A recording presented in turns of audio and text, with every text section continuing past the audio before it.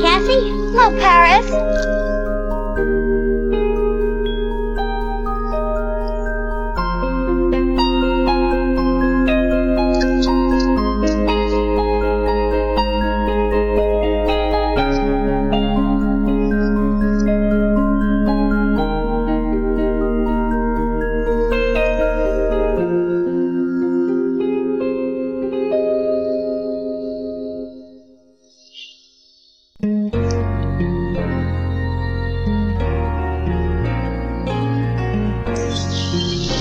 I'll get another one.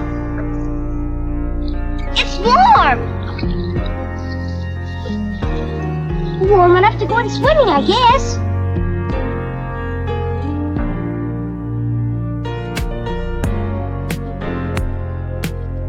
It's on my back. I can't reach. There. Thanks. Whew.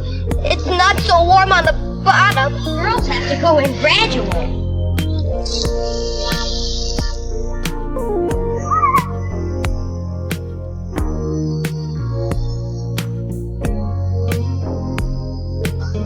I'll be glad when school's out, won't you? We'll go swimming every day then, won't we? Uh-huh. I'll have to dry my hair out so Papa won't know. He'd take a switch to me, I guess. You're awfully pretty, Cassie. Am I, honestly? You bet. Guess you're the prettiest girl in the whole school. Goodbye, then. Bye.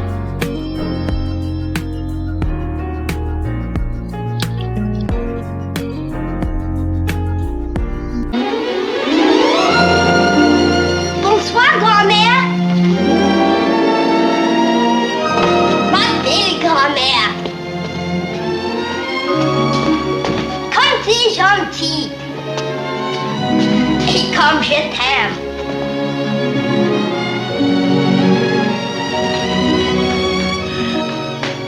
Mon enfant.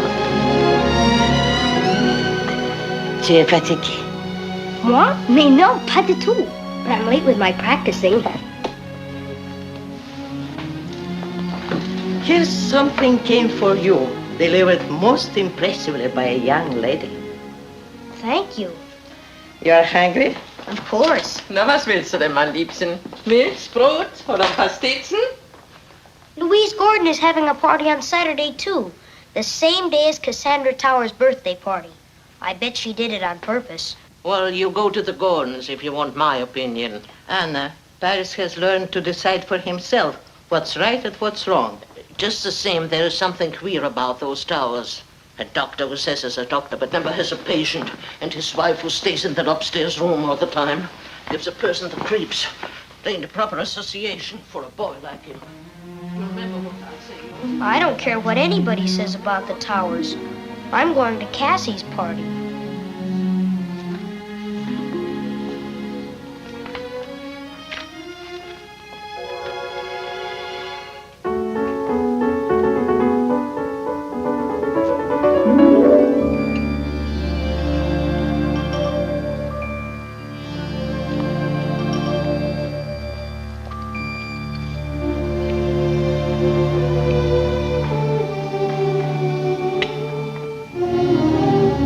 Would you like to play some more games? No, I wouldn't. I wish everybody'd go home. I'll go home if you want me to. Then maybe the others will follow suit. I invited ever so many. Well,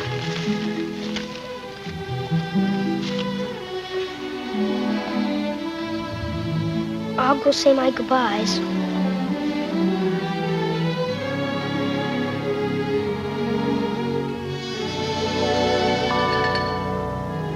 Mrs. Tower? Oh, Mrs. Tower?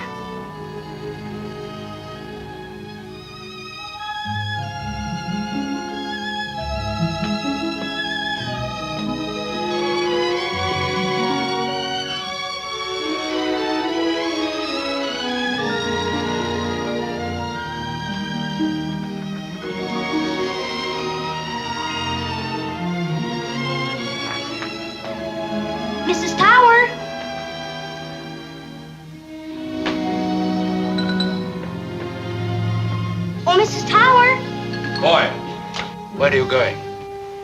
goodbye to Mrs. Tower, sir. That won't be necessary.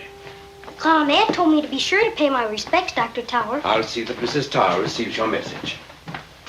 Why didn't she come down, sir? Doesn't Cassie's mother like parties? Cassandra, here's a guest leaving.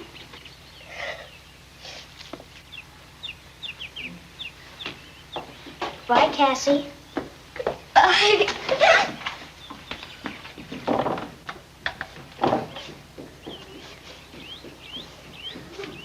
Oh, gee, what a shame. All that ice cream and cake, too. I imagine we'll survive it. I had a lovely time, sir. Goodbye. Thank you for coming. Thank you for inviting me. You're Paris Mitchell, aren't you? Yes, sir. Give my regards to your grandmother.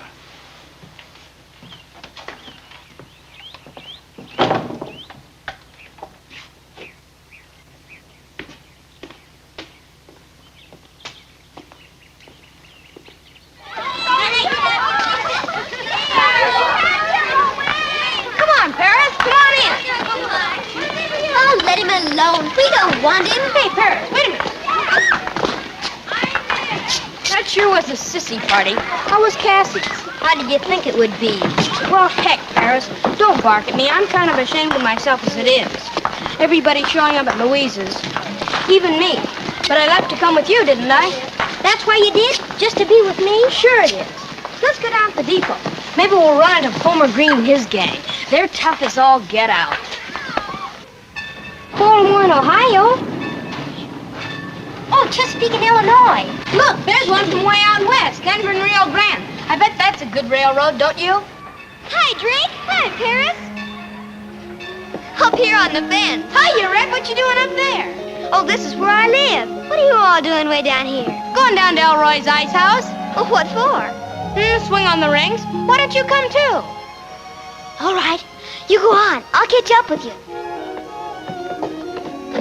Why didn't you come right along with us? Say, you don't know much, do you? I guess her old man knows better to let her go around with boys. She's kind of tough, though. You ought to hear her cuss.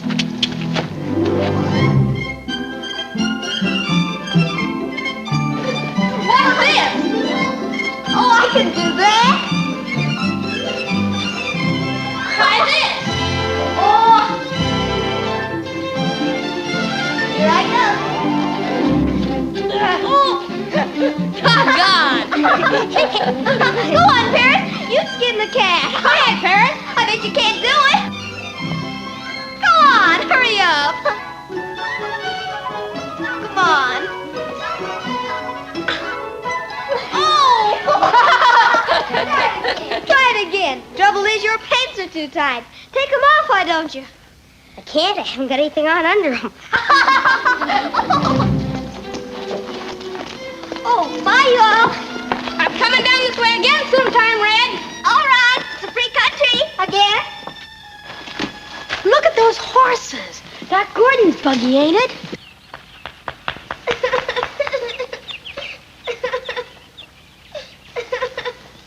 Louis McIntosh, I heard his pa's sicker than a cat.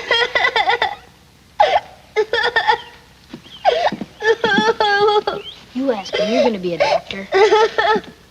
I'm sorry about your father, Willie. What's Dr. Gordon going to do to him?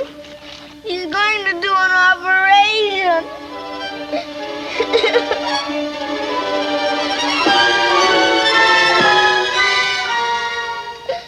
Pa's got ulcers on his leg. What's ulcers? I don't know. They're terrible bad, though. He's got to have them cut out. I hope your father will... What's that? Quit that. That's my Pa. Didn't Dr. Gordon give your old man chloroform? The doctor says he's got heart disease. I thought they had to give chloroform for an operation. He's got to quit that. He's got to quit. I'll kill it, old doctor. I'll kill it. Let's get out of here. I never heard a grown man cry and holler like that before, did you?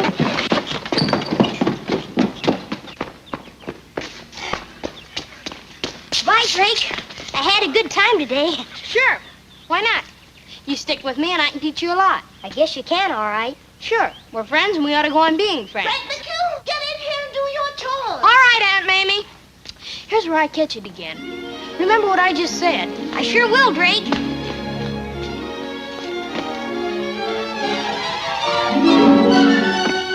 Paris, for heaven's sake, is that you, Cassie? Where have you been?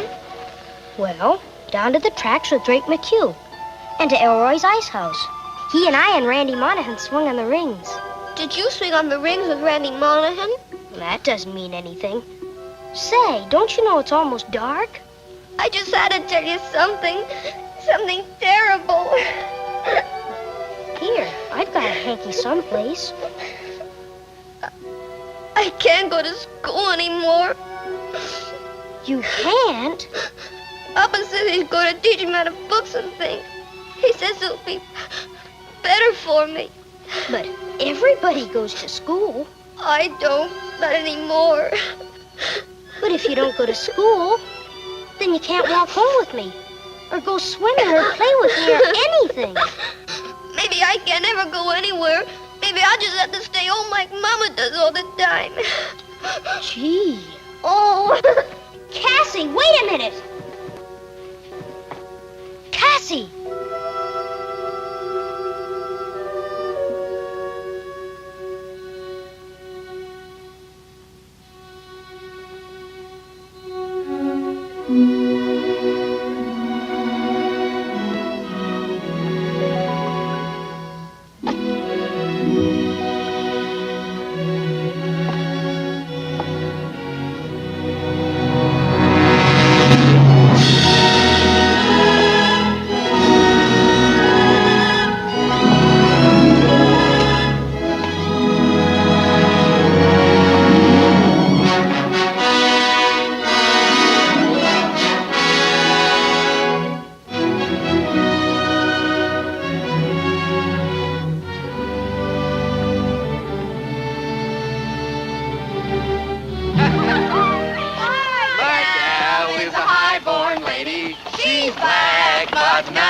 Whoa there! Well, for Pete's sake, look who's here. Paris! Hello, Drake. Where you been keeping yourself? This is the fellow I was telling you about. Meet the Ross girls, Ginny and Poppy Ross. How do you do? I've heard about you. Oh, I'll just bet you have. Say, how do you like my new horse and buggy? Just got my allowance yesterday. What have you been doing with yourself anyway? Well, I've been pretty busy, Drake. College. He's studying to be a doctor. Smart as a whip. Hey, climb in a buggy and forget your studies. We're going out for a ride in the country. Sit Ginny on your lap. Or I'll give you Poppy if you like 'em plump. I do. Some other time, Drake. Well, there's no time like right now. Well, I can't go this afternoon. I'm on my way to see, well, Dr. Tower. Cassie's old man? What for? I'm going to read medicine with him. Say, I didn't know anybody ever got to see the Towers. How long's this been going on? Well, it hasn't. This is the first time I've been there. Cassie Tower. Ain't she the one? Sure she is. Her old man keeps her under lock and key like he thought every fellow in town was aiming to kidnap her. Guess they'd like to at that. Say, I haven't seen Cassie since we were kids together in school. Have you? No, I haven't. Sure wish I was in your boots. Let me know how you come out. I'll have to go now. Only gal in school used to wear silk stockings. I'm sorry about this afternoon. Some other time. Oh, sure, kid. See you soon. Well, here we go. My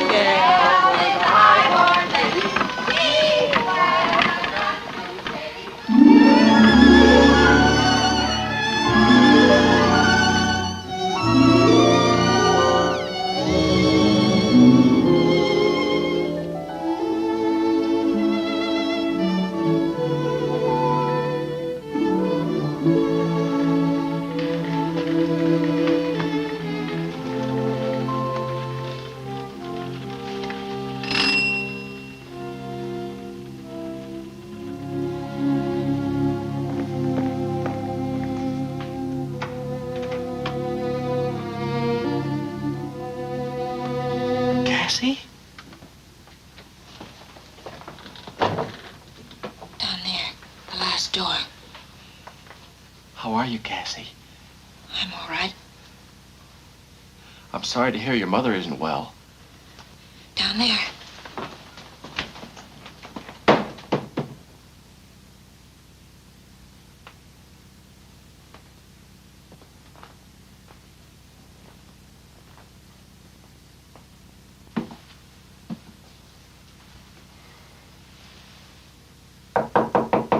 Come in.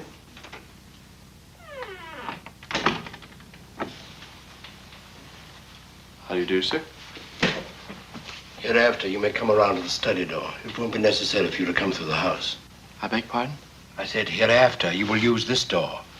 You will come through it and you'll leave through it. Sit down. Thank you, sir.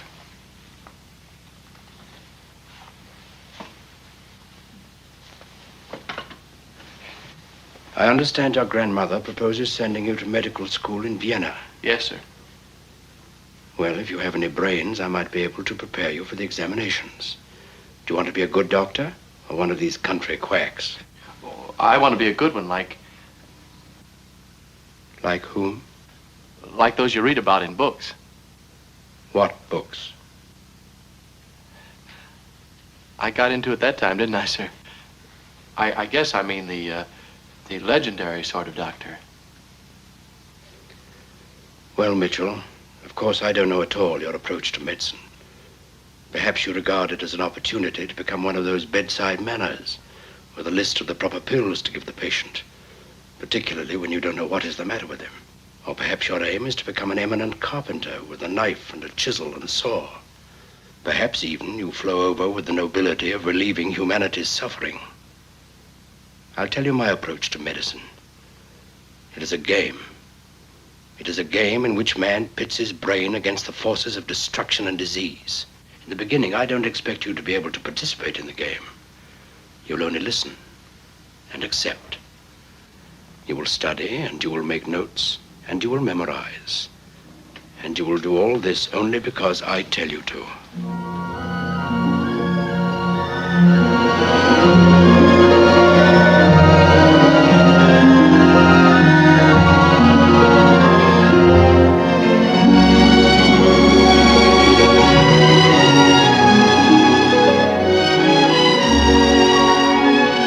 Details are simple, Colonel. I want to leave everything to Paris so that his schooling is assured. I want to do the best I can for him with what I have. Yes, of course. It's wise to have a will, ma'am. Then in case anything should happen to you unexpectedly. It wouldn't be unexpected now, Isaac. I think it's urgent. We complete arrangements quickly. Mary, I'll have to be blunt. How much time do you think you have? Well, Henry? Madam has a few months, a year at best. I don't believe it. I don't believe a word of it. But we'll act as if Gordon knows what he's talking about. You don't look it, Mary. You don't look it in the least. We all have to die. I shan't want to. For Paris' sake, I shan't want to at all. But if you'll please excuse me, I feel a little tired now. Certainly, Mary.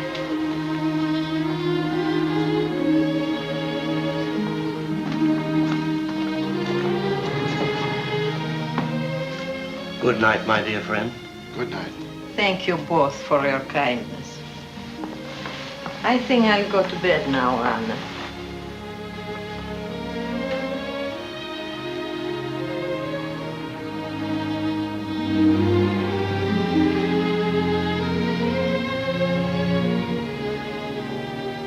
When she passes, how much passes with her?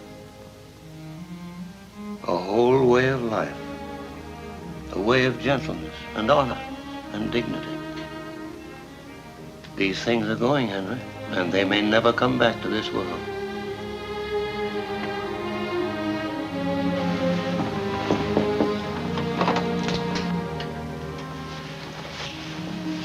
You are up late, So are you. but every night.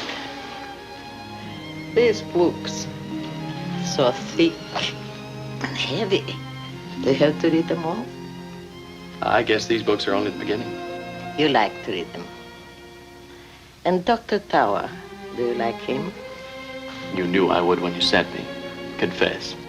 I only know that you have to judge people by what you find them to be, and not by what other people say they are. Oh, I don't pretend to understand him. What he's like, I mean. But he's the most brilliant man I ever met. I know I'm lucky to be working with him. Does he like you? Half the time he doesn't even know I'm there. Well, he will. He should. Go to bed now, Paris. Take care of yourself. Oh, you're one to talk.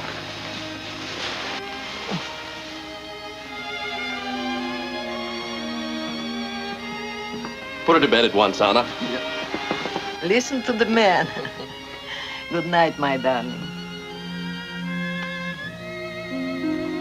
I'm crazy about you, lady.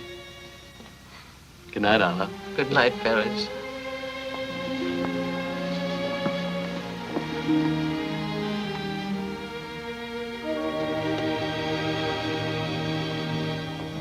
And in diagnosis, you must never underrate the value of subconscious observation. Instinct, if you want to call it that. Or more properly, intuition. It's what makes a born physician. Better ease up a little on your work, young man. Oh, I'm quite all right, sir. You don't look it. We've had a hard winter. Take the afternoon off. Get outside somewhere. You need to see some other boys. Rowdy around a little. Do you good. What is it? Have you no friends? I have one, sir. Well, a little loneliness won't hurt you to speak of. You get used to it.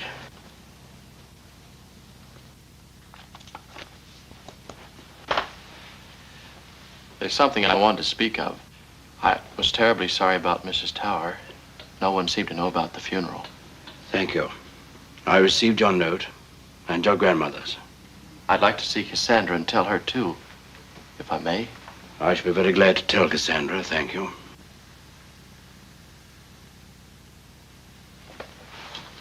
Dr. Tower. You have a question? No, sir. Run along, my boy. Goodbye, Doctor.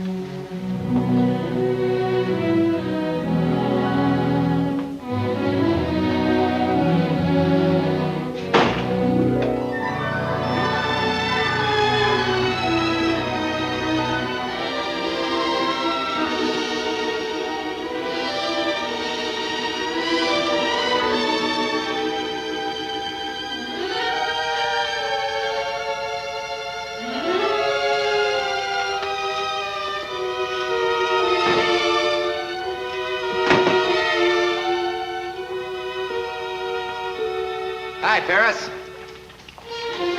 Gee, Drake, I'm glad to see you. You know, kid, if you're going to keep your nose buried in those books all the time, it's up to me to look you up. Hop in. Sure. Say, it's funny you're coming along this afternoon, Drake. Dr. Tower just told me I ought to see you. Me?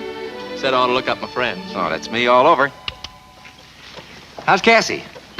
I don't know. What do you mean you don't know? Well, Dr. Tower makes me use the side door, and I just don't see her. Bet I'd find a way. You know, kid, if you don't go out after things in this world, you don't get anything. You never did come with me to see the Ross gals. I took them and Dudley Wright down to Whaley's Pond just last week on a picnic. That's a cool boy. Where are we going now, Drake? We're going to stop by the Gordons. I want you to help me talk to Louise.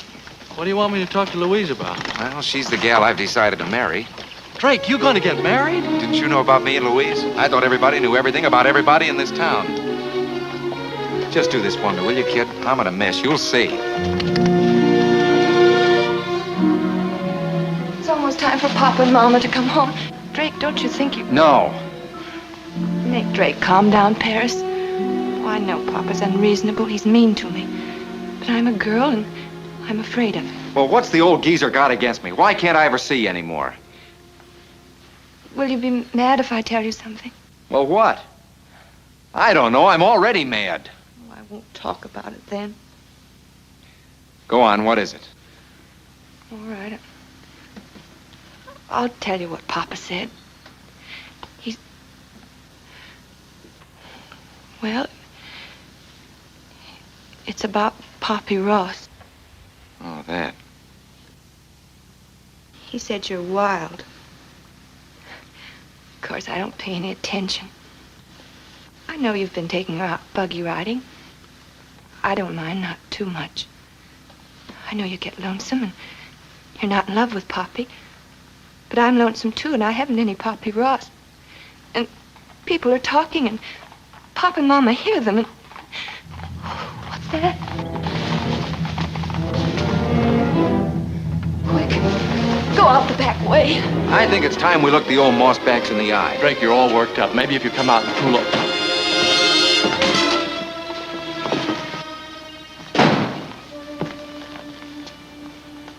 Is this your doing, Louise?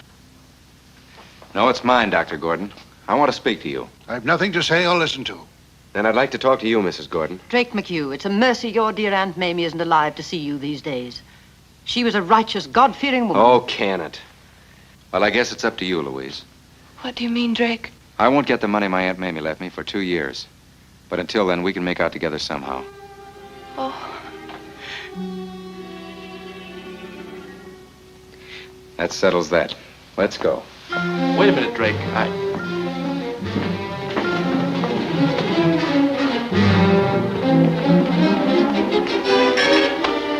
Just because I'm out in the open about things. Just because I don't sneak around. Now be reasonable, Drake. I'll show them. I'll get my horse and buggy and drive by the Gordons every day with Poppy Ross. I don't care. I'll even have a right to my house if I want to. Say, I wonder why I never thought of that. It's awfully hard for a girl to stand up against her family. All right, I know. I'm always wrong. I always have been ever since I can remember.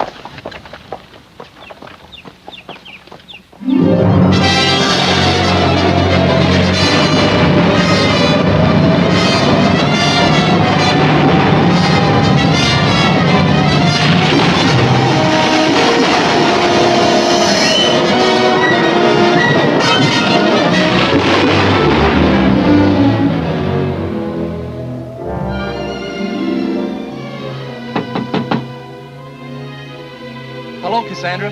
It's me, Paris. I didn't want to scare you. why, hello.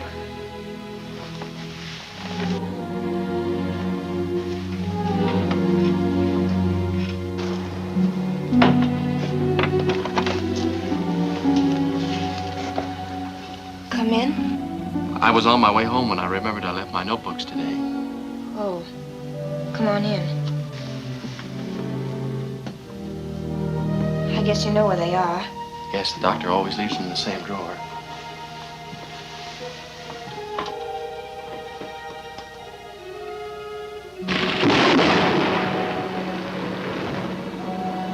Sit down. I'd like to.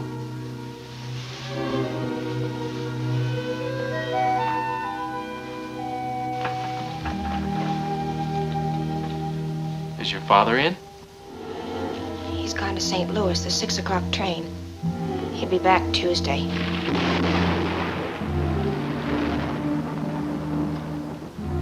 Do you have to go? No. May I stay a while? Over here by me.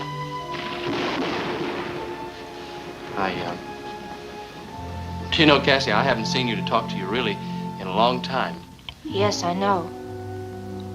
All the time I've been coming to study with your father, I've been hoping I'd see you. It'll probably be the only time. Oh? Why? I can't see anyone. Ever. Don't you know that? Your father won't let you? I said I can't see anyone. You don't have to ask questions to understand that, do you? Well, I don't know. I want to ask you why if you don't want to tell me if you want to see me. Oh, don't get your feelings hurt, Paris. Just let's talk. All right, Cassie. What can we talk about? Oh, anything. Tell me what you do all the time. Oh, I just read and study and practice, that's all. You still study music? Yes. Well, I just read and study, so I guess you're ahead of me. I never see people. I just read books. Why'd your father take you out of school when you were such a little girl? Was it because If you want to know, why don't you ask him? Always after that, I kept remembering little things. How you trot along the road with me home from school. Where you had a tilt in your head when you'd look up. The color of the sun made your hair when you said, I like to be your girl. I guess you're my sweetheart, too. That's the way I thought of you most of the time.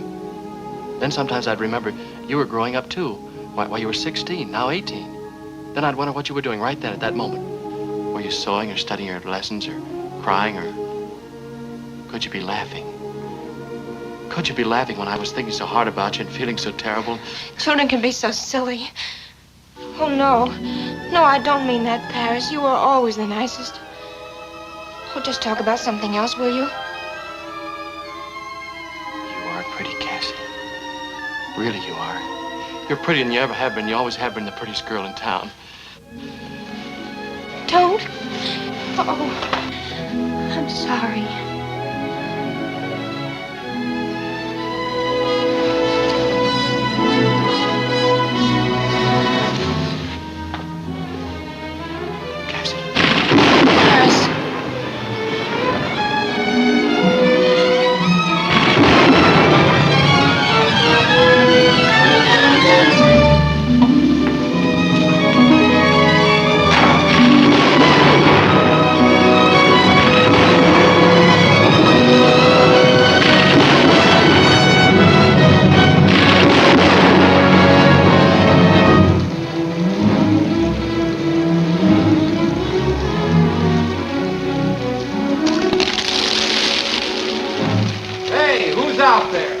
It's me, Drake, Paris. Oh, for Pete's sake, what are you doing around here this time of night? Let me in, quick. Be right down, kid.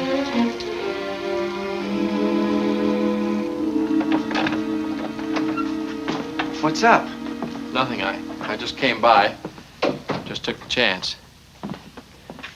Drake, can I stay here with you tonight? Say, are you crazy, you galoot? No, I don't guess I am.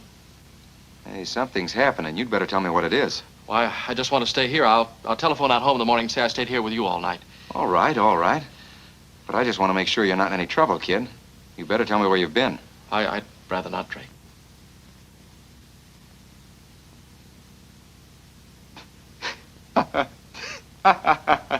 For Pete's sake, you! What's funny? And I've been saying I'd take you around and show you the ropes. Well, for Pete's sake, come on, get that wet coat off. I'll fix you a cup of coffee. Won't take a minute. No, thanks. I don't want any. Well, all right, then come on up and get these wet clothes off. Say, I'll have to take care of you now. Come on, pile into bed. Of course, you'll have to bunk with me. I hope you won't mind, Mr. Mitchell.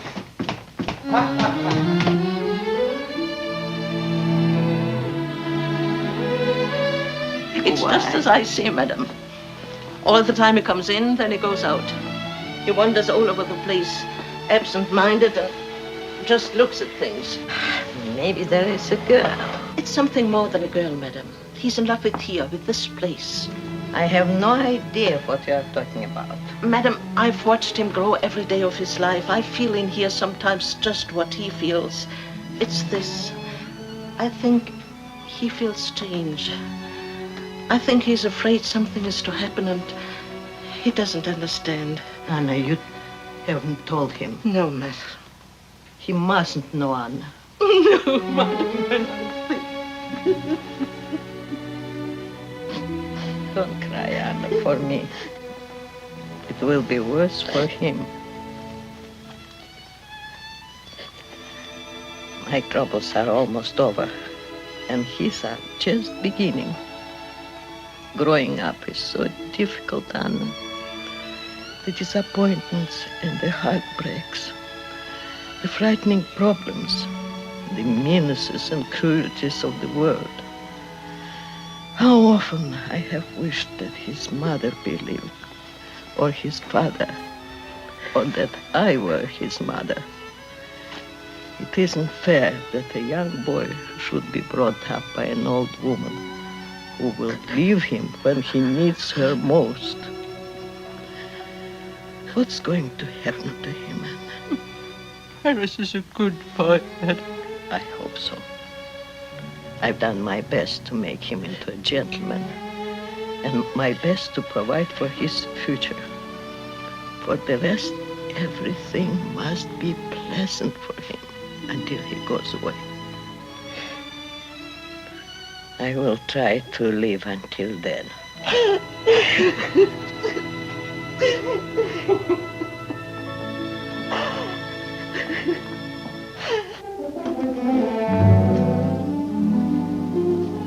Digging in? Hello, Drake. Something like that, I guess. What are you doing way out here? Oh, got a note from your sweetheart. Cupid's messenger, that's me. Thanks. What's married? Something going wrong between you and old Cass? Something's gonna happen, Drake. Something bad, I don't know what. It's just a feeling I've had lately, something I can't stop happening, that maybe I'm even responsible for in some way.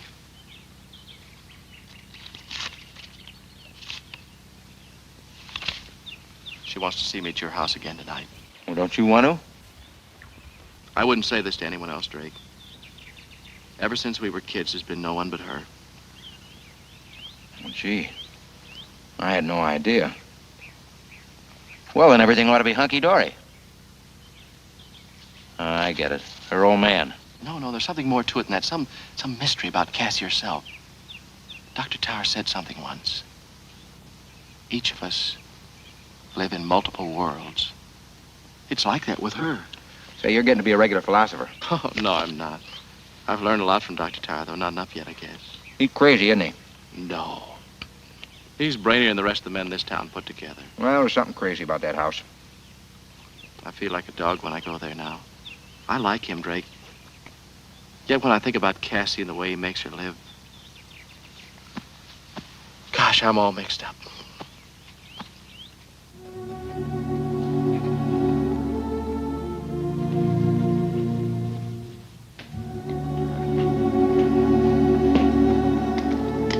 Come in, Paris. Good afternoon, sir.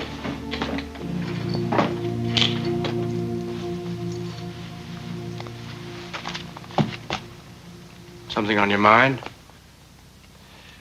Dr. Tower, I'm going to ask you a question perhaps you won't like answering. Then I shan't answer it. Is Dr. Gordon a good doctor? Not a very tactful question, young man. Not a very ethical one for a young doctor to ask. Ever since I can remember, I've noticed things. When I was just a kid, there was Willie McIntosh's father who died from shock during an operation without anesthetic. There have been other cases. Bloody Sims, you know, the widow the men all wink about. Dr. Gordon operated on her. Now one whole side of her face is horribly paralyzed. There have been others. Now he's attending my grandmother. I can assure you that in your grandmother's case, he knows his business. I'm glad to hear you say that, sir. Trust my judgment, do you? I know you know. Maybe you're a fool, Paris Mitchell. Like a cup of coffee, my boy. Yes, sir. Paris, I began this work with you with decided misgivings. It's only fair to tell you now that I've enjoyed it. Let the devil take the hindmost, eh? I guess I'll have to, sir. It's not too bad a philosophy sometimes. Hope you like your coffee black. Thank you. Oh, have you read this? Yes, sir. I didn't understand it entirely, I'm afraid. Well, it's a new field. Maybe even a new word for it. Psychiatry. It's something I never thought about. I mean, for a doctor to want to cure diseases of people's minds instead of their bodies. I suppose it's a pretty big field, sir. Maybe too big. Maybe 100 years off. Of course, one never knows. There's a stir in Vienna now. I don't want to push you one way or the other, but if you're interested, I have some other material. You had medieval history in school this year, didn't you, Paris? Yes, sir. You should pay some attention to the 12th and 13th centuries. You know, man's discomfort, his real discomfort in this world, began not long after then. But I always... Oh, I know, yeah. Soap, macadamized roads, dentistry, and freedom of speech. Yes, sir. Negligible factors. In the 13th century, man was happier and more comfortable in his world than he is now. I'm speaking of psychic man and his relation to his whole universe. Yeah, I get it, sir. Everything was so simple then. That was it, Paris, that was it. But now, in this modern, complicated world, man breaks down under the strain, the bewilderment, disappointment, and disillusionment. Gets lost, goes crazy, commits suicide. I don't know what's going to happen to this world in the next 100 years or so, but I can guarantee you life isn't going to get any simpler. Worry and doubt bring on a bellyache. Mankind's building up the biggest psychic bellyache in history. I'd better stop this. I seem to be in a vein of epigrammatic sententiousness today. Yeah, I was thinking as you were talking, no, I don't guess I better say it. Go ahead. There's no one listening but me. Well, you were saying that man gets lost. It seems to me that these lost people have kind of fooled themselves clear out of the world of reality. And the right way is to fool them right back in again. Like catching a rabbit straight out of its pen. You get his attention on something else, and he doesn't see the gate, and first thing he knows, he's back home again. Did you read that phrase somewhere, back home again in the pen? No, sir, I must have made it up. You know, it won't surprise me, young man, if you become a good doctor, maybe even a brilliant one. Now, you run along home, and I'll get these entrance applications off to Vienna. I've enjoyed this afternoon very much, sir. I like your politeness, Paris. You're a credit to your grandmother. And you're going to be a credit to me, too. I'll try to be, sir. If I had a son, I'd want him to be as nearly like you as possible.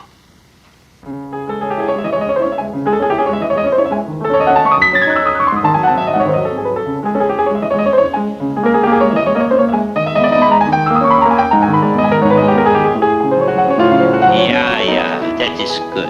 That is better than you know, Paris. Such a waste of talent for you to become a doctor. Excuse me. Anna, how is she today? The same. The weather will be cooler soon. If you'll excuse me, Professor Burdov, I don't feel like finishing. Yeah.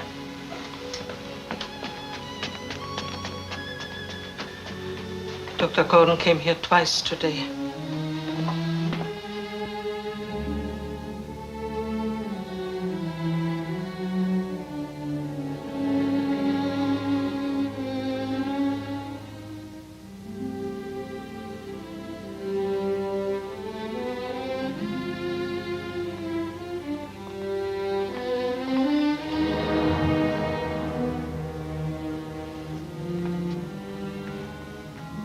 Anna.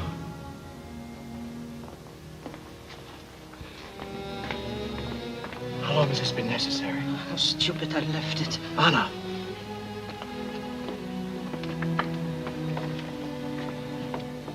For several weeks, Paris. Cancer. Yes, Paris. Why wasn't I told? Why have I been kept out of this like a child? Madame wished it. She wanted you to finish your studies without worry. She made me promise. She thought she would live through September. And she won't? Is that what you mean? It's impossible that she could live more than a few days. Only a few days? Yes, Paris.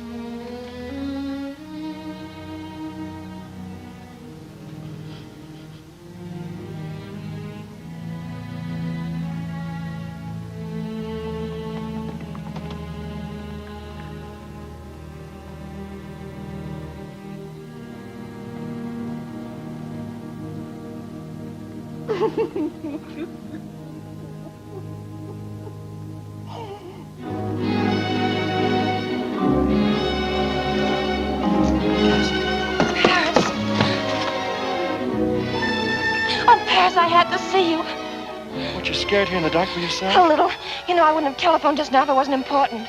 Where, let's go back to your house? No, I had to get out of the house tonight. I couldn't stand it. Cassie, what's the matter? Can't we just walk here in the trees? I never realized how little you are till I walk with you. You've just gotten to be awfully tall. Seems a long time ago since we walked home this way from school. Look, Paris, the pond. I'd forgotten how lovely it was. You know something? I used to think of this as our secret lake. So did I. How odd it is that we should both... Or perhaps it is not at all. You'll be going away pretty soon now. Yes, I guess so. I miss you. Would you really, Cassie? So much. I don't know what will become of me. I adore you, Cassie. Don't. Even now, don't say anything you don't mean. I don't even know how I feel about you. I haven't known since the day you came to our house and I opened the door. I know I just never think of anyone else but you, but... Why, whenever I ask... I didn't come here to be questioned. I can't understand you. Sometimes... Don't talk about it. Please. You said you had something to tell me. Did I? Paris, you know I wouldn't do anything to hurt you, don't you? What is it that frightens you? It's... Tell me. I don't think they're treating you right, Paris. That's it. Paris, your grandmother is dying and they don't tell you. I thought you ought to know. I was afraid of what the sudden shock might have done to you. Oh, darling. I guess it's just as bad the way I've told you. No, it's all right, Cassie. I knew. I'm glad you want to tell me, though. I just won't have anyone at all, Cassie, when... Oh, I forget sometimes how pretty you are. Oh, Paris. You're crying. Just a little bit. Never mind. But I do mind. I mind awfully. Oh, why do you have to have things happen to you? Why do you have to cry? You, the nicest, best. Why do any of us have to cry, you or me? What have we done? Oh, I hate it. I hate everything. I'd hate God if I could, but there's nothing you can reach. Cassie. Don't say anything. I want you to hate it, too, whatever hurts us. Oh, Paris, don't cry. Please don't cry. I can't stand that. Oh, darling. Darling, darling.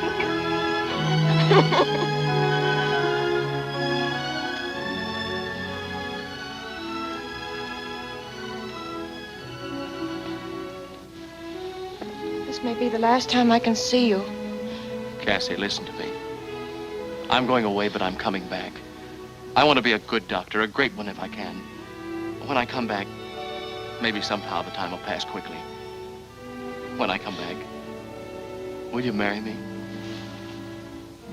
Cassie, don't you want to marry me? If I could let you understand.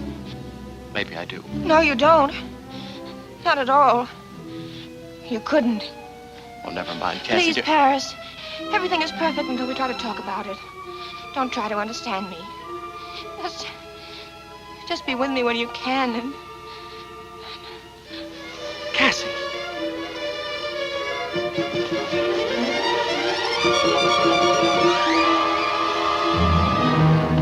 Paris, you were here. Yes, ma'am. I came for you at midnight when Dr. Gordon left. Is she? No. Dr. Gordon said he couldn't do anything more. I thought maybe... I hoped it would be over before you came in. You come now.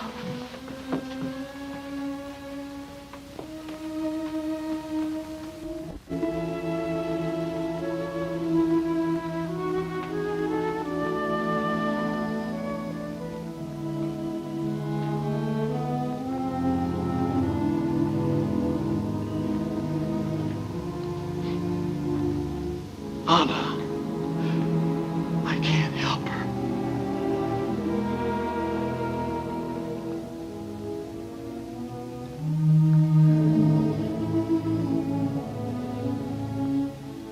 No. No.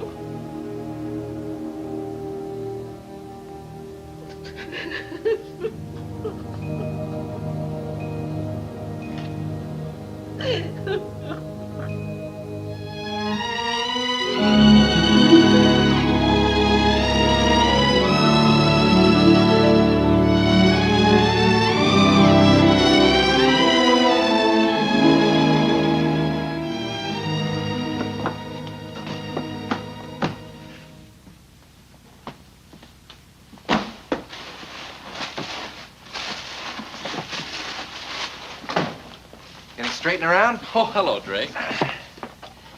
Are you sure you don't mind my storing all these books here? I guess the old barn's big enough to hold them. It's been awfully good of you, Drake. Take me in just now. I can't be any fun to be with. Well, it's like I always said.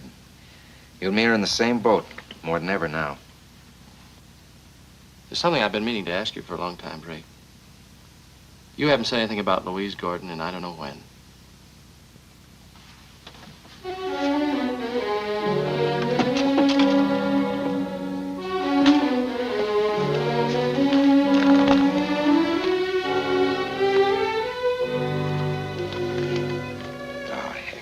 I guess I'll marry somebody like Poppy Ross. More fun anyway. Oh, you wouldn't do a thing like that. No, I guess not. Someday I'm going to surprise some of the people in this town. When I get my money, I'm going into business. Settle down hard when I do settle down. I'll make Louise proud of me, and then maybe she... What's that?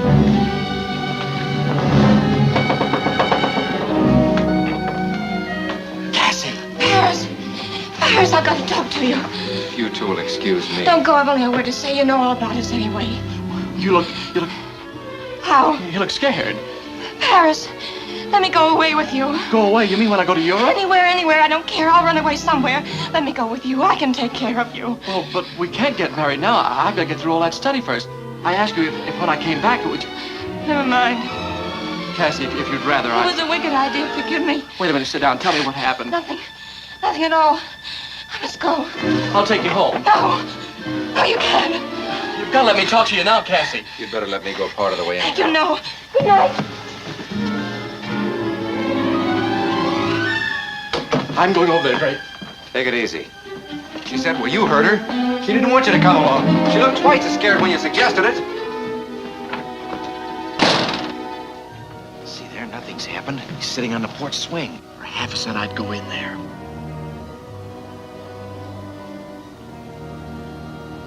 That's just what I'm going to do. I'm going to take her out right in front of him. We'll move out to my place. You a farmer? You're going to be a doctor. It's what you've always wanted and what your grandma planned. Kid, if I have to slug you... Let loose, Drake.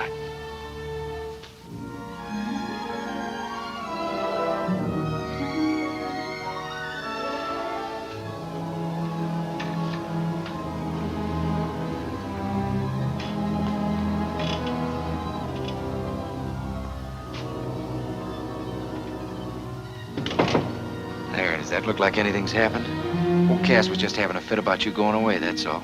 All women and girls act like that sometimes. Doesn't mean a thing. Just the same, Drake, I'm scared. I don't know why. Ah, what you need is some sleep. You're worn out and nervous. Come on home. You can see Cassie tomorrow.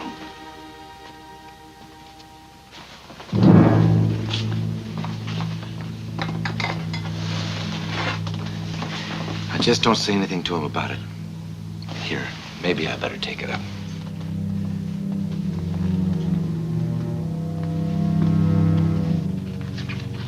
Are you awake, kid? Uh-huh.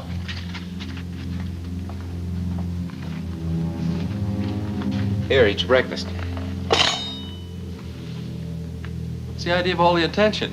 Come on, better eat this. You all right, Drake? I've got something to tell you, but you gotta drink your coffee first.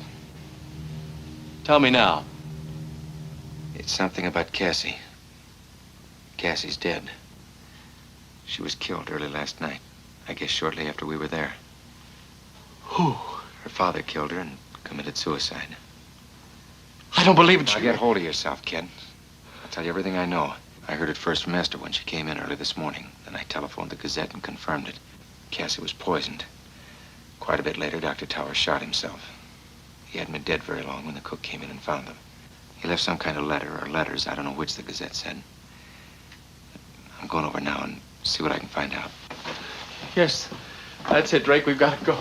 You're not going if I have to tie you in the cellar. I've got to. Listen, you fool. Cassie was here last night. We were probably the last people who saw her alive. If you won't think about yourself, I should think you'd at least want to protect her. Protect her, Drake? I think I've killed her, but... Yeah, you say that out loud a few times and somebody will believe you. Then where'll your future in this town be shot to? I don't care. Listen, kid, I know how you feel. I know what you'd like to do. But just let me go first, that's all I ask. I'll come back and tell you everything. Then you can do whatever you feel is right.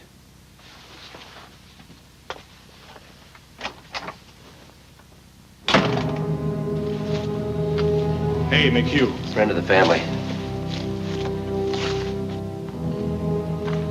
Find anything more? Not yet. Darndest mystery. Hello, Sam. Good afternoon, Colonel Skeffing. What do you want here, Drake? This is no time. Wait a minute, Sam. Just as well you came by. Where's Paris Mitchell? Still at your house? Yes, sir. Ask him to be kind enough to wait there till I can see him. May I ask why, sir? I want to talk to him. He isn't the one you want to talk to. What's that? Anything new? Just something about the girl. Well, you mean her having her things packed ready to skedaddle? Tell you later. What were you about to say? When you say that Paris is not the one we should talk to, you imply there's someone else. I guess I mean me. Do you know something about this affair? I knew Cassie Tower. I just heard you say her things were packed. Well, we were going to run away. She'd been getting out to meet me for a long time. Do I have to say anything more? Did Dr. Tower know anything about this? I guess I wouldn't be here today if he had. Pretty lucky. But I don't know anything about this crime or whatever you call it. And if you want to put me on the stand, I'll even lie about what I just told you. Is it all right if I go now? Guess it is. Nothing to hold you on. Why did you come here to tell us this? Just wanted to relieve your mind, sir. You won't need to talk to Paris now, will you? Looks like you jumped to the wrong conclusion, Drake. All I wanted to see Paris for was to tell him about this letter that Dr. Tower wrote. He left his property, everything he owned, to Paris. He what? Yeah, it appears you weren't so lucky as you thought you were. If he'd known about his prospective son-in-law, he might have left it to you. I guess I'll go now, sir.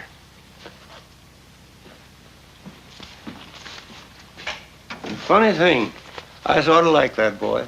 Bold as brass. But he's the only young man in town beside Paris Mitchell who has grace enough to say sir to his elders.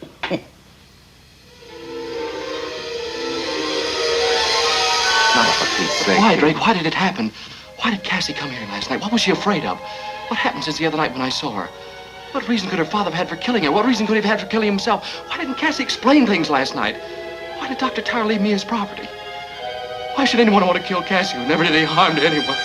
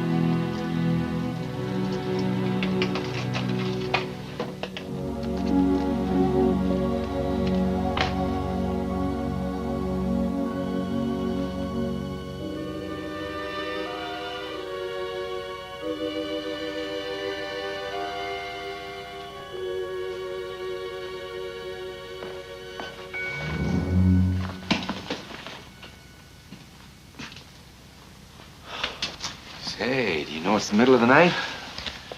Sit down, Drake. Sure, what's up? I think I know. I do know why Dr. Tower killed Cassie and himself. Sure enough. You've got to promise me this will be a secret between us, Drake. Of course. Drake, do you remember Mrs. Tower very well? Cassie's mother? A little, when we were kids. How she used to stay inside all the time, just up in her window looking out? Sure. Everybody thought she was loco. How do you feel about people like that, Drake? Talk about it now. How do you feel about somebody who gets a bad heart or something wrong with their legs or their hands or their eyes? Well, things like that aren't their fault. That's the way I feel about people who get something wrong with their brains. Say, are you trying to tell me, Dr. Tower? You know, kid, I always did There's a tell note you. in here near the beginning that says, "Today, I noticed the first sign in Cassandra." Do you mean that Cassie? Not so you could notice it. No more, I suppose, than Mrs. Tower was when Dr. Tower fell in love with her and married her. Our own Cassie? There were just the first indications, the early maladjustments of dementia precox. Hey, you sound like a doctor already. I certainly don't feel like one. Well, we won't talk about it anymore. No, I'd rather. Drake, I think Dr. Tower knew about us. About you and Cassie? But do you think that she knew? About herself, I mean. Yes, I'm sure she did. That's why whenever I ask her questions about us, I can never pin her down. Well, what about the night she came to ask you to take her away? She wasn't pinned down then. Kind of final desperation, I guess. I don't know what Dr. Tower knew about that night. Maybe nothing. Maybe he guessed. Maybe he was just looking into my future. I don't quite follow you, kid. Oh, he was a brilliant doctor, Drake. Why did he come to a little town here like Kings Row and bury himself while he was still pretty young? You mean Mrs. Tower? He didn't want that to happen to me that happened to him. Stop his career. He thought more of me than I ever knew, Drake. Listen, Paris. Let's burn this book up, and nobody will ever know but ourselves. No, Drake. We're not going to burn it. I'm going to study this book. I'm tired now. Oh, sure, kid. I'll get the light. Drake, I'm going now as quickly as I can. I've had about as much as I can take, I think. And you just stay on at the house until it's sold. Anything you want there, anything at all, just take it. Let the rest of the stuff go. Write to me. If there's ever any time you need me, my lips, I will. I know.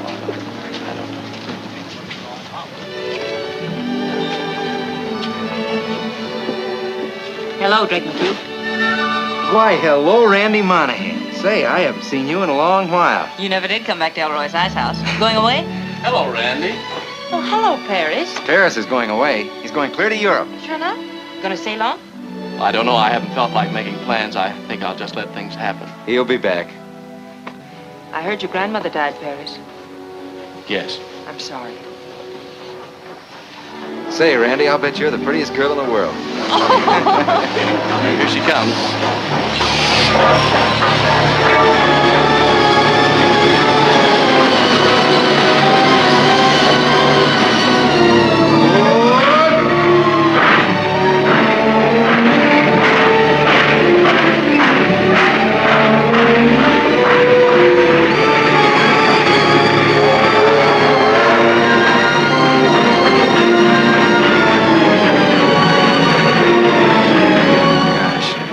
What's the matter? I hate to see that boy go away. He's the best friend I've got. He's a nice boy, isn't he? The very best. There he goes. 4 or 5 years. Gosh.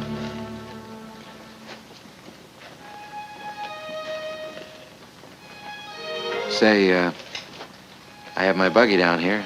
How about coming for a ride out in the country? All right, let's. Wait a minute. Bread and butter.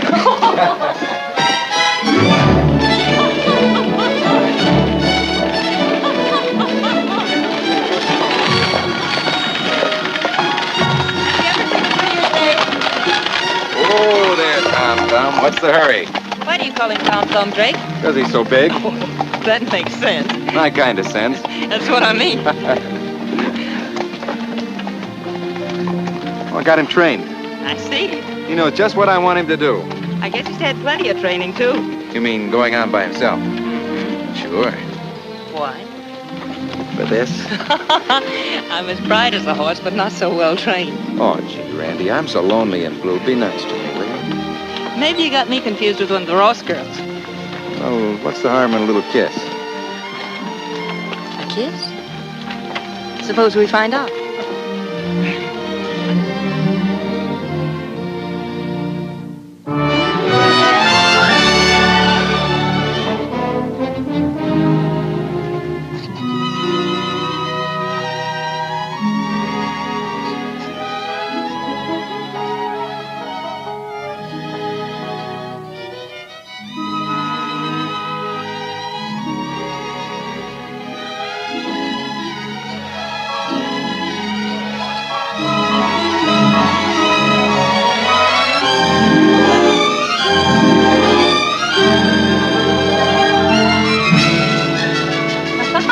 No, wait a minute.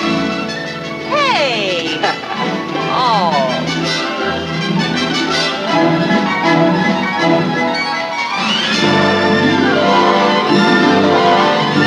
Happy New Century, dummy.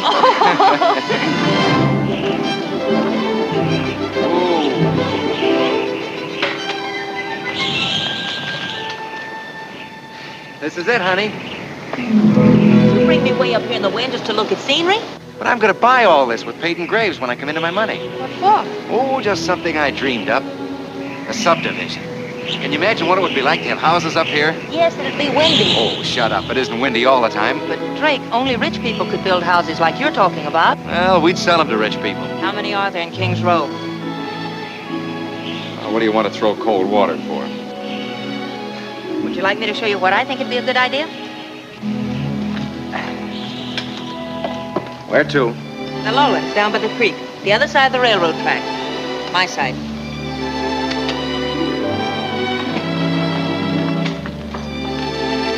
You mean here? Mm-hmm. Isn't it delicious? And stirs you up, doesn't it? I mean, Yes, honey, I know what you mean. Oh, doesn't it? Yes, I guess it does. But Drake... Now you're fixing to yell at me about something. No, I was just kind of wondering. Most everything stirs you up, doesn't it? This, the smell of wild plum blossoms, the sunlight, or the moonlight, or morning, or noon, or night. Just anything. But mostly you. So you say. Honest. Let's get out and walk. It looks so pretty. You bet. Drake McHugh, you make me awfully mad sometimes. Oh, now, one of the nicest things about you, honey, is that you don't pretend anything. Well, I don't pretend. Well, then what are we talking about? Well, for instance, right now, I suggested we walk down here. All right, what's wrong with that? Well, right away, you thought that... What? Well, all the time, I only wanted to tell you my idea. Well, go ahead and tell me. I'm listening. I will, and it's not a bad one, either. If you want to buy real estate, why don't you buy this? This junk? Well, it could be cleared and drained. After all, there are lots of people who work in the clay pits and the mills and the coal mines who'd like to own homes, too. Ah, a lot of nickels and dimes. Make dollars. I don't see how anyone so pretty could be so practical. Remember once you came down to Elroy's ice house and you and Paris and I played on the rings? I was an awful little toughie then, wasn't I? Oh, yes, I was. But you teased me. You tried to get fresh. I was an awful kid, I guess. Yes, you were. But I think I got mad mostly that day because Paris was there. I liked him a whole lot better than I did you. Then, You're sure that now? what do you think? When a girl acts the way I do about you, she means it. It's because I want to. Because I like you better than anybody in the world. Serious as all that? Nothing is serious to us in the whole world, is it? Hey! Take my new hat! No, my new hat!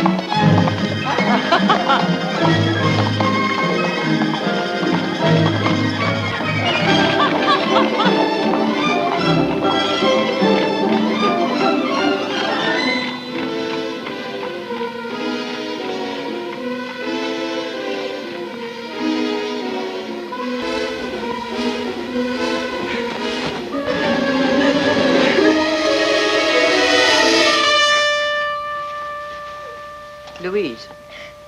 Louise. Yes, what do you want? Your father will hear of this. What are you crying about?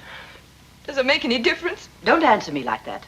Why can't you let me alone? Because I don't want you sitting up here crying like a little fool over nothing. Nothing. Oh, I know what you're crying about. I saw Drake McHugh going by with that little nobody from downtown. Aren't you ashamed of yourself? For what? For letting her take him away from me? Louise, you know what I mean. Haven't you got any self-respect? No. Well, I almost believe you. If he wants to run around with that kind of trash, you know what boys are like. Your father is a doctor, and if you knew all I know... I don't want to hear it. You can be sure when a boy runs around with a girl like that, it's for just... I wish it was me. What did you say? I said I wish it was me. I wish it was me! I wish it was me! Hi, Randy. Hello, Ed. Oh, let me out here, Drake. Why? Why can't I ever let you out at your front door? It's late, and Pa and my brother Todd will be home. I'm not good enough even for... Drake, you were just going to say even for me. I wasn't either. I was going to say even for them. They don't think I'm good enough for you. Now hold your temper. We're not a fitting match. You belong up on Union Street. Your family was rich and high-toned. My pa's a railroad section boss. Oh, if you're going to start that bunk about class again. Why did you drive with the Gordons just now? Well, it's on the way home. Well, even when it isn't, you do. Didn't you go around with Louise for a while? Her old man thought I was wild. So you came downtown. Anything south of the railroad tracks. Randy, you know that's not so. Do you ever think of Louise anymore? Sometimes. What do you think? I get mad. Anything else? I don't know. Thanks, Drake. For what? For being that honest. When a boy who belongs uptown begins taking a girl from the lower end of town out buggy riding at night, people talk. You know that, don't you? I'll say gabble, gabble, gabble. I'd like to hear them to my face sometime. Well, we can't honestly blame them for saying something that's so, can we? Oh, Randy, for Pete's sake. Well, just saying for Pete's sake doesn't clear up anything. Well, what's got to be cleared up? Just why Pa doesn't want me to go with you. I guess Ma wouldn't either if she was still living. But I'll go with you as long as you want me to. But don't get mad when I try and clear up how things are. If I married you, that'd shut their traps. I wouldn't marry you, Drake. What? Surprised, aren't you? Yes, I am. Well, that's the way it is. I'll go on this way, but no other way. Remember that, will you?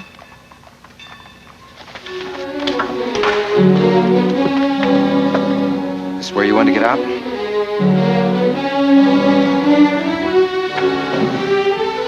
Goodbye, Drake. Bye, honey.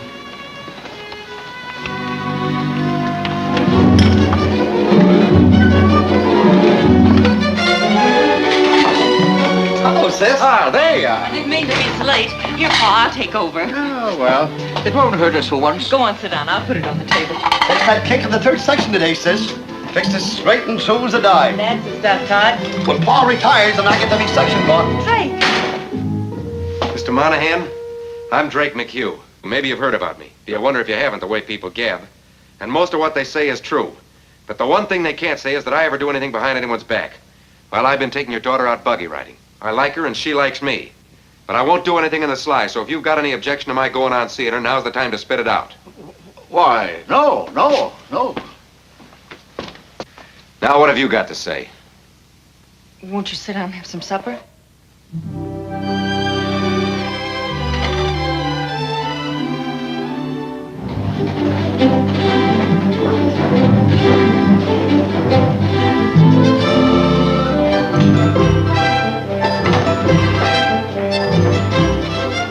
You want to see me, Mr. Laws? Oh, yes, McHugh. Come in and sit down. It's about your account. It's overdrawn a little, you know. Naturally, the way you tear around. But I thought I had more than $1,000 in my account. How could you be that far off? I don't know. Can I talk to Mr. Curley? Mr. Curley's in Texas, down there on business.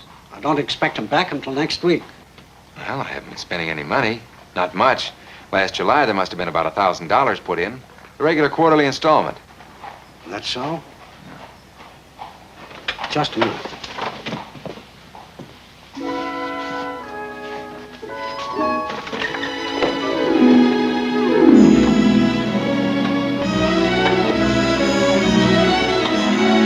Wasn't it a deposit made in July? Are you sure? Nothing since the 2nd of April. And the bonds and estate papers are in Mr. Curley's own box, I suppose. That's where he always kept them.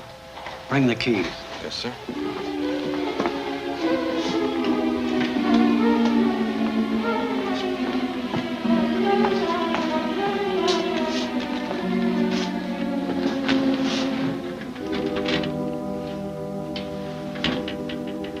Don't say anything about this to anyone until we're sure.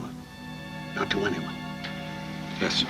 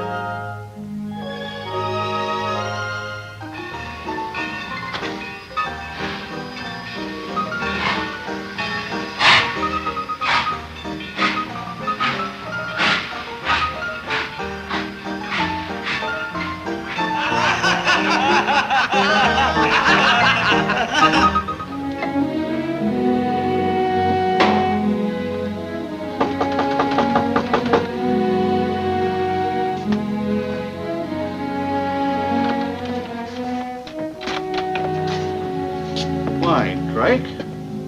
Come in. I'd like to talk to you for a little while, Mr. Monahan. Is Randy here? I don't want her to see me looking like this. I just want to talk to you.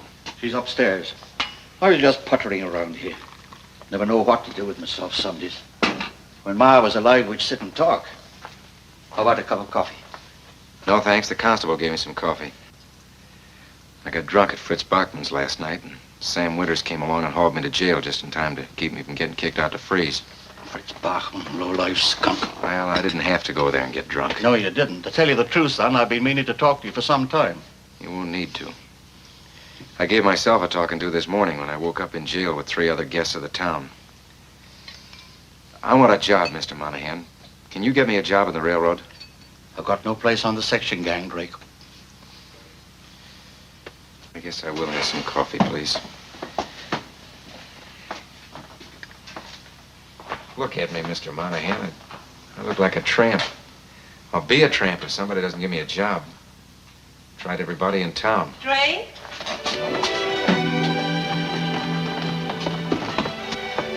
Oh, Drake, you look like... I know how I look. Like I was in the calaboose all night for being drunk. Oh, Drake. You know what people around town are saying about you and me? No. They're saying that you're going to give me the gate any day now. It's nice of him to make up my mind for me. I'm sorry, I didn't mean that. I'll come to if you'll just be patient. Give me a little time to get over being confused. The trouble is, I've never had to think about money all my life. Just counted on having it. And now Drake wants me to get him a job. Oh? I'll talk to Mr. Turner. Maybe he'll give you a job in the yards. Switchman or flagman or something. It means being out in all kinds of weather. It won't break your back, but it's work and no mistake. What are your Tony friends up on Union Street going to say? I'll get you a job, son. You can depend on me. Thank you, sir. If you do, I'll sell my place uptown. I'm coming down here somewhere to live. Pretty rough. My friends are down here. I'm going home now and clean up if I can come back later. You stay here now. Go on up to Todd's room and I'll bring you some hot water and you can wash and shave. I'll fix you something to eat. Then you're going to bed and get some sleep. Bossy redhead, isn't she?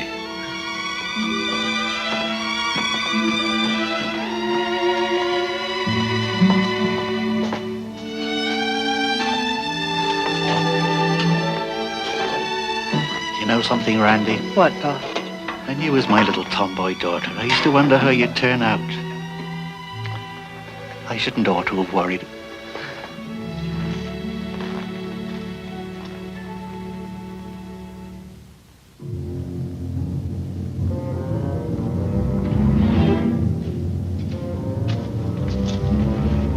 Baltimore and Ohio. Chesapeake and Illinois. Hi. Hi. Coffee, mister? Hey, you shouldn't be out in a night like this. I have to keep the railroad running. Besides, I've got news. So have I, come to think of it. Thanks, honey. Now, which news first? Yours. I already know mine. Well, Pa heard this afternoon that you're going to get a promotion. Sure enough? Mm-hmm. Mr. Turner has finally become convinced that your intentions are good. So, he's making you an assistant in the freight office with a raise of $2. You're climbing up, my friend. 20 or 30 years like that, and I'll be somewhere, won't I? What's your news? Oh, I got a letter from Paris. Oh, how is he? Fine. Hopes I'm the same. Wants to hear all the news at King's Row. Dear Drake, glad to hear that you're feeling good and everything is going so... skip that. Of course, I'm... Why haven't you ever told Paris? Huh? About your bad luck, I mean. That's why I got a friend. I love your beautiful pride, darling. Of course, I'm cramming like blazes for final examinations right now. Just think, graduation in June. I've definitely decided what I'm going to do with my life, Drake. I'm going to be a psychiatrist. What does that mean? Don't ask me. I'm one of the illiterate. I think you'll understand why, remembering Cassandra. I guess I'll be the first, well, there it is again, in King's Row and maybe in America. Oh, you could trust Paris to be the first. Here, take it home and finish it. Gee, I'm sorry I sold the house, even if I did get $400. Why, sorry. Well, if Paris comes home this summer, he could have stayed with me. Still living on the other side of the railroad tracks, aren't you? Oh, Paris isn't that kind. He's not King's Row at all. No, I didn't mean that. Well, what did you mean? Just you, I guess. I've been kind of wondering. Well, tonight's a Skeffington party, and I know you were invited. Are you sorry you're not there? Not by a long shot. Most of King's Row has forgotten me, and I can forget them. You know, it's funny how things have changed with us. We used to be so excited all the time, all breathlessness and one joke on top of another. Now we've gotten used to each other, I guess. Sometimes when we're together and you're in a mood and you don't talk for hours at a time, I wonder if you even know I'm with you. I don't want it to be that way. You're all there is. Even when I'm not with you for a minute, I get all jumpy and lost. I know, darling. I'm happier than anyone has a right to be. I hope you get to be, too. Like some more coffee? No, thanks. Well, maybe you'll want some later. Be sure and bring the kettle home, will you? Yeah. I'll wait up to say goodnight. Bye. Bye, honey.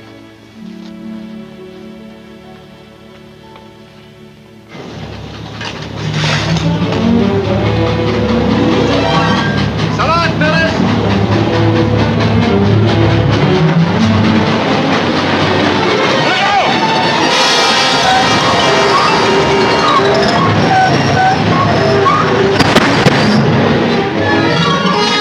Quick, Doug, it's been an accident. Get Doc Gordon as quick as you can. Quick, Drake McHugh's been run over. Run over, Drake? Go stand there. Get the doctor. Oh, Henry, do you have to leave the party? There's been an accident. Drake McHugh. Drake McHugh. Yes, crushed by a freight car. What's happened to Drake? Nothing that concerns you, Louise. Where is he? I'm going with you. You'll do nothing of the kind. You can't keep me away from him, not anymore. Harriet. Take your hands off me. I'll go to him and I'll stay with him and nothing you can do or say can stop me. I beg your pardon. It's all right, Colonel. I just heard about young McHugh. You want me to come with you? No. Stay with your guests. Keep her here. I'm going. Please, people will hear you. Now be quiet. I'll have to have some help. What you gonna do, Doc? Someone, you, Davis, get me some blankets and a half a dozen sheets anywhere here in the neighborhood and be quick. Yes. Can you heat some water on that stove, Dutch? Sure. I'll help, Doc. Tell me what you want. All right, Sam. I'll need somebody steady. Now, everybody else get out. What do you want me to do, Bert? Cut his clothes off. Someone stand at that door and keep everybody out. I'll do that, sir, and I'll keep him out. And when you're finished, we can take him across to my house. It's just a few steps. Good. Pull those shades down. Yes, sir. Now, Sam, let's see. What'll have to be done, Doc? Amputation. His leg? Which one? Both. There's just a chance.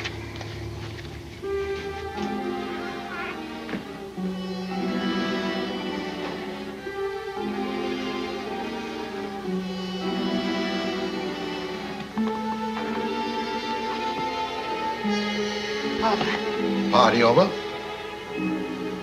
Where's your mother? I got out. I said I would. I stood it as long as I could, then I went down to the railroad. You had no business there. Hugh just left. They'd carried Drake away somewhere. A terrible old man was cleaning up the depot where... That will do. It was most unbecoming of you to go about parading your feelings, whatever you think they are. Father, What do you want to say? you monster. Louise. You fiend!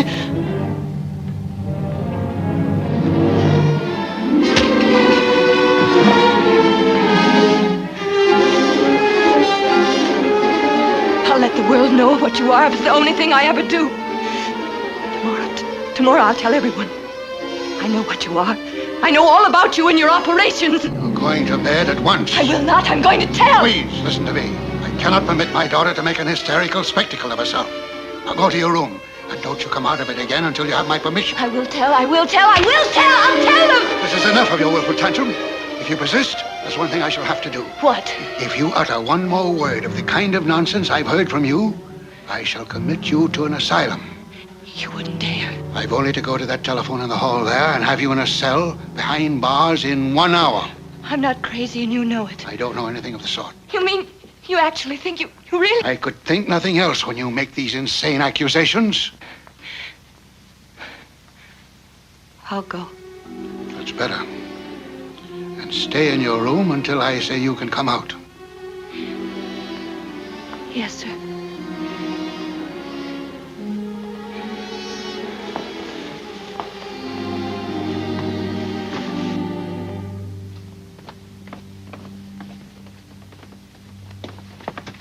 Can you make out for an hour or two until the night nurse comes on? Yes, I know what to do. Good night, then.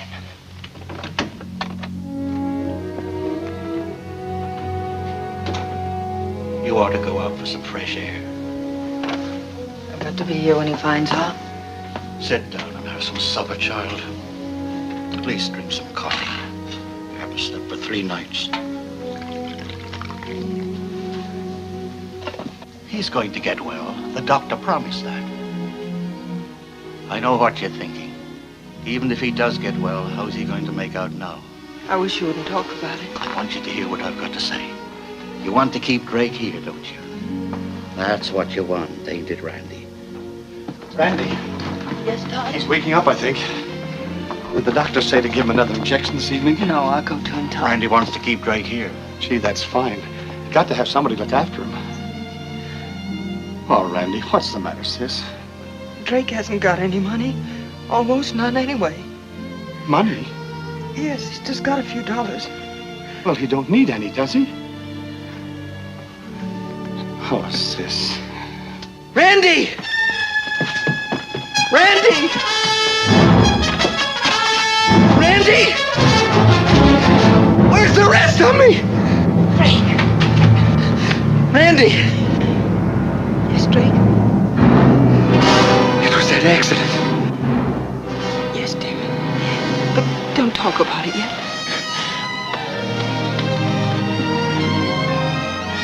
Paris.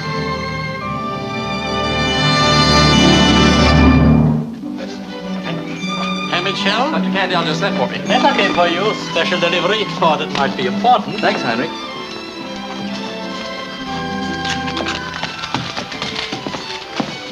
Come in.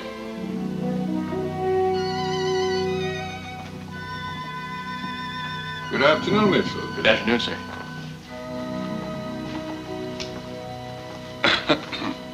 I beg your pardon, a letter from home. Home? That's some little hamlet in North America, I believe. Yes, sir. Care to read it? Oh, no. Later. Mitchell, we've liked your work here. It may please you to know that you will graduate with one of the best records of our recent history. Really, sir? Another thing may please you. At least I hope it does. I've been talking to some of the others. We plan to expand our department of psychiatric research here. It gives us satisfaction to offer you a post with us. Me? Of course, if you want time to think it over. No, indeed. You might change your minds. Good. You begin immediately, the summer term. And if you care to celebrate tonight, they say that that new dancer at the Hotel Crillon is divine.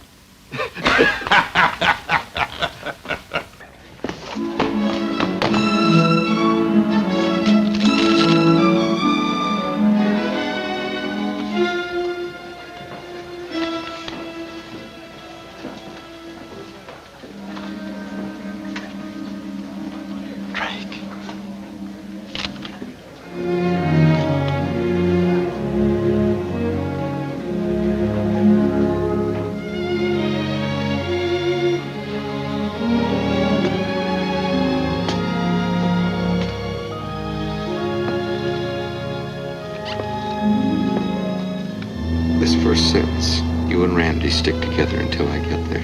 Yes, I know it by heart. Of course, he doesn't understand. I haven't any money. Even selling the house, there's only a few $100s. So? Well, for Pete's sake, Randy, I can't ever earn any more. So I thought, well, I remembered that if you have just a little money to... Well, I've heard there are homes that you can get into. Drake McHugh. Don't do that, Randy. I'd be all right. I'm going to see to it that you are. Listen, Drake. I didn't ask to come into your life, did I? No. All right. But then you owe me something. You owe me yourself. Drake, are you all right? Yes. I guess I don't get it through my head just what you want. I want you to trust yourself entirely to me for a while, until you're up and around again. You see, honey, I can't ever be up and around it. What has happened is terrible. But you're alive. That's a lot of good. You're alive and I love you.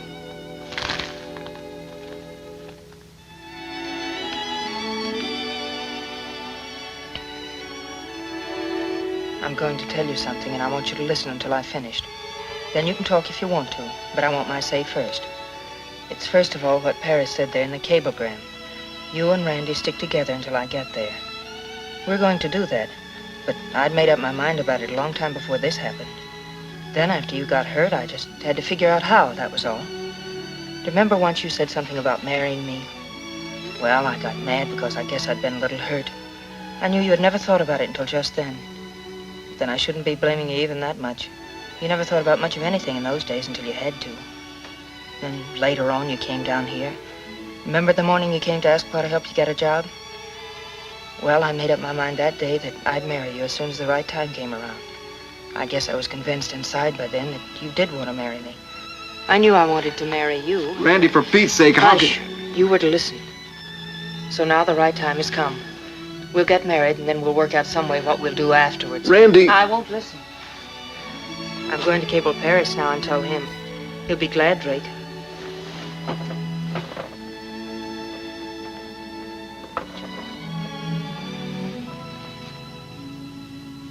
Of course, Randy, it is a ghastly and terrible tragedy, particularly to have happened to Drake. He lived by his freedom and independence. He will feel, probably already feels that he's lost both. It'll be your problem to restore them to him. The repairs to the body can sometimes be made in a short space of time. The injury to the mind, to what is called the psyche, this takes longer. The psychic injuries strike at his pride, his initiative, and we shall have to save them if we're to save Drake. Never when I decided to become a psychiatrist did I imagine that I'd be writing my first prescription for my dearest friend. As soon as he's well enough, he must find an interest outside of himself, some job to do that will force him to depend upon himself and make his own decisions. The helpless invalid complex must be avoided at all cost. In fact, he must be made to feel that since he was making a living for himself, he will of course go on making a living. I've written to the bank instructing them to turn over to you the small tower estate that was left me. Use it to make some sort of new beginning for you. I don't care if it's real estate or chicken farming, so long as it is something that will take his mind off himself and make him realize that he's still some use in this world. I feel so helpless being way over here. I rely on you. You must obey my instructions faithfully. Dear friend Paris, I don't know what I'd do without your daily letters. I think I'm just beginning to see what you're trying to accomplish. I had a terrible time about the money. I tried to remember what you said, to make him decide for himself. But you know Drake, how proud he is. If you could have seen him jutting out his chin and saying... I won't take charity. Very well, dear. Do you want me to take it? You'll have to decide that for yourself, Drake. Women haven't got any sense about money. Of course, I'd hate to see you hurt Paris's feelings. What do you mean? No, he's gone to all that trouble. You do the same for him, mind you. I guess you'd feel pretty bad, too, if he just took some of your money without any intention of ever returning it. But that's just the point. How could I ever pay him back? You think I could learn needlework, honey? Don't joke like that. Well, if there was anything at all I could do. You still got your brains, Drake. No, don't turn your face to the wall. Look at me. You're my man, and I love you. And you're a better man than a lot I know. Take Peyton Graves, for instance. Puffed up like a powder pigeon because he went ahead with that real estate deal all by himself. Say. No, I guess we couldn't. Couldn't what? That land down by the creek you're so crazy about. Oh, I don't know why we couldn't. You've got brains. Of course, you'd have to tell me everything to do. I'm only a woman. Do you think we should try it? You're the boss. Oh, let's, Drake. We can do anything together. We're just a young couple starting out. Others have started on borrowed money. Wouldn't old Paris be surprised if he came home and found us all set up in business? His money doubled or maybe tripled? Hey, go easy. He wouldn't be ashamed of me then, would he? Paris? He'd be proud of me, wouldn't he, Randy? Sure he'd be. He'd be doggone proud of me, wouldn't he?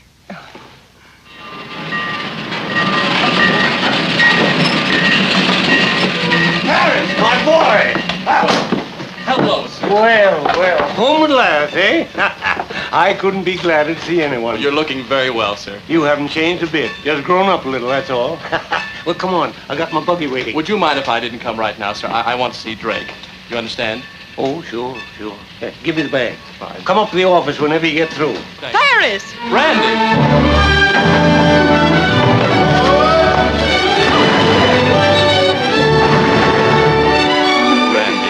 Oh, Paris, I'm so glad to see you. How is he? How is he really? Oh, I don't know. He's better. I think he's better. Oh, I've tried, Paris, but now you're home. Randy. Oh, hurry. Drake will be crazy. He'll be so glad to see you.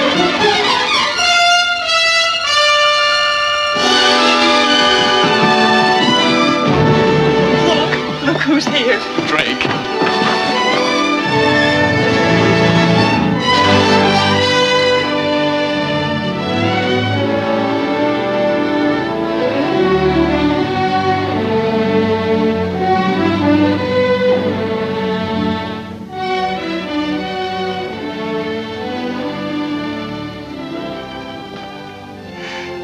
Mary, blessed Mother of God.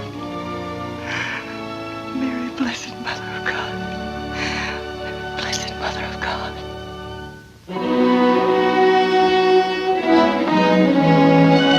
Well, how does the old town look? Oh, I don't know. All right. Of course, after Vienna and Paris, it's a little strange. I'll bet. Well, it's the same old provincial whole. Population 5,000 billy goats and me. As long as there's you and people like you, Kings Row will be all right. I won't take up any more of your time, sir. If you just tell me where my bag is, I'll run over to the hotel. Did you notice anything as you came along the hall? Something new or anything like that? Don't believe I did. Not a thing, eh? And I got a surprise for you. Yes, sir. You wait and see.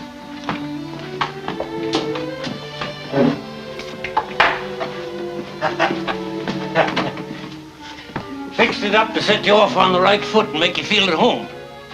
You like it? Very thoughtful of you, sir. Well, I must say you don't seem very much pleased. Don't tell me that Europe's giving you notions. Oh, no, sir. It's not that. It's just that, well, you've gone to all this trouble, and I don't think I'm going to settle here. Not permanently, that is. Not in Kings Row? Why not? For one thing, I've been offered a position in the school in Vienna, an invaluable opportunity. I secured a leave of absence and came home here because of Drake. As soon as I'm sure he's all right, I expect I'll go back. Oh, this is a terrible shock, Paris. I'd counted on... Well, we need a new man here now that Dr. Gordon's dead. Dr. Gordon's dead? Yeah, hadn't you heard? Passed on last month, like that. Hot, I guess. The newspapers must have passed me on the way home. Yowza him is deader than a doornail. Is either one of you gentlemen Dr. Mitchell? 'Cause you ain't Colonel Skivington. Then this letter must be for you. Amazing deduction, Daisy. Thank you, Daisy. You's welcome. You's the doctor now. Little Paris Mitchell. What do you think of that? Mrs. Henry Gordon. Imagine that. Haven't seen much of the Gordons lately. Louise, not at all. She wasn't even at her father's funeral. Well, I'll run along. Come up to the house when you can. We'll have a chin. Thanks, I will.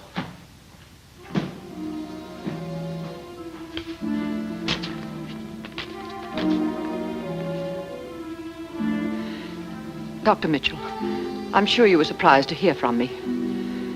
Somehow I felt that I could trust your discretion since you used to be a friend of Louise's. I've been through a very trying experience since my husband passed away. Is Louise ill? I'm afraid her mind has become affected. Oh. After Drake McHugh met with his accident, Louise had a terrible scene with her father. A little while after, we heard a strange report that he'd actually married a Miss Monahan, who's taken marvelous care of you, Mrs. Gordon. Really? Yes. That seems remarkable, doesn't it? But from that day on, Louise refused to leave her room. She wouldn't speak. She did nothing but sit in her room. Then Dr. Gordon passed away. And now, I have to tell you a terrible thing. When my dear husband was lying here in this room,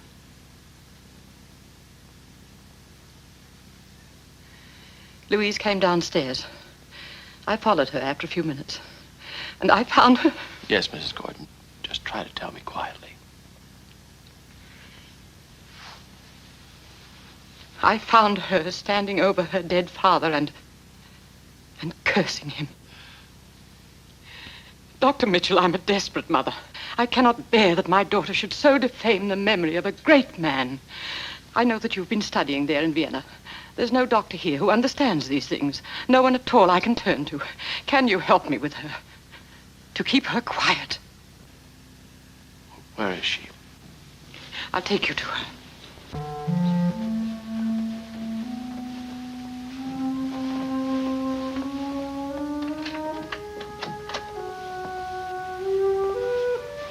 I've brought an old friend to see you.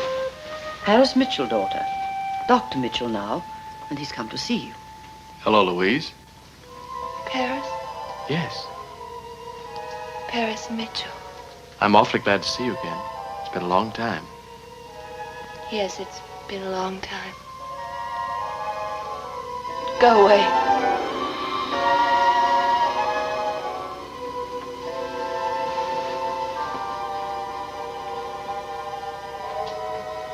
You're Dr. Mitchell now.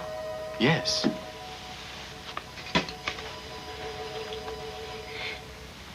I'm not crazy, Paris. Of course not. She thinks I am. It's a wonder I'm not, but I'm not. I know that, Louise. Have you seen Drake? Yes. How is he?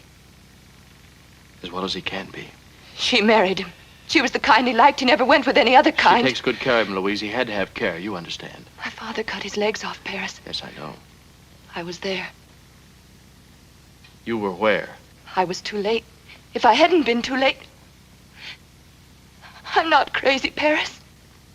I know, Louise. You must find out about it. There was a man who helped my father. Maybe he'd know. I don't believe it was necessary. My father did it on my account. You see?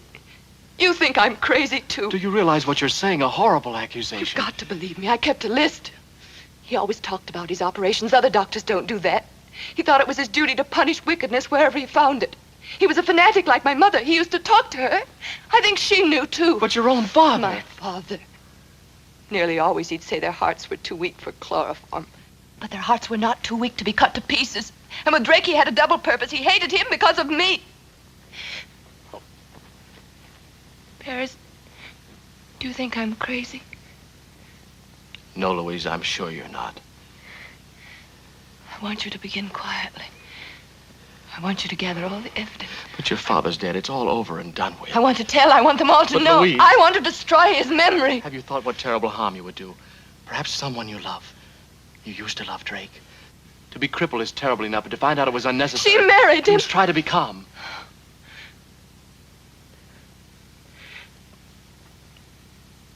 Paris,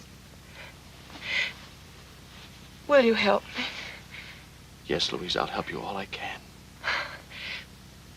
What will we do first? First, we'll not say a word about this to anyone. For a little while. We'll keep it a secret between us, you know, until we're sure. I'll come and talk to you every day, whenever you want. If you want me to help you, you must put yourself entirely in my hands. Will you do that for me, Louise? Maybe I will. For a little while. That's better. Now, let's begin thinking about other things. There's a book I've been reading you might like. Do you think there could be the slightest possible ground for Louise's charges against her father? Yes. That a man, a doctor... I don't say it's true. I say it's possible. Sadistic surgeons are not unknown in medical history. They're scarce, thank heaven. 1 in millions. You're startled to think that such a thing could happen right here in King's Row. You wouldn't be shocked if you heard of it happening in some remote town in Europe somewhere. I'm shocked because of Drake. Son, men have often killed other men who are after their daughters. Murder. Paris, I think you better get yourself free of this Gordon case. I can't. Why not? Louise isn't insane. Then she doesn't need your help. If I don't help her, she'll become insane. I've tried everything I know. Talk, books, music.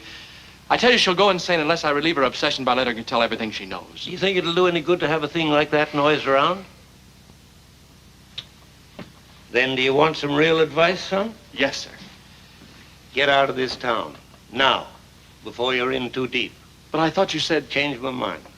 That golden chance in Vienna. Take it. I can't leave here with this thing unsolved. Go on like that from case to case, you'll be here a lifetime. Don't tell me you could be satisfied to be here I never wanted to see King's Row again. But still, I don't know, it's a place where I grew up. I used to love to walk around the country and just look at it. Every leaf and stick of it. If I could do that now. Can't you? Afraid of meeting ghosts, sort of. Memories, people I loved. My grandmother, Dr. Tower, Cassandra. Places I remember. Style and the pond, the house I lived in. Been out there since you got back? Couldn't stand to see it. I thought chasing away ghosts from people's minds was right in your line. What? I gotta be running along now. Wait a minute, Colonel. So long, Tony.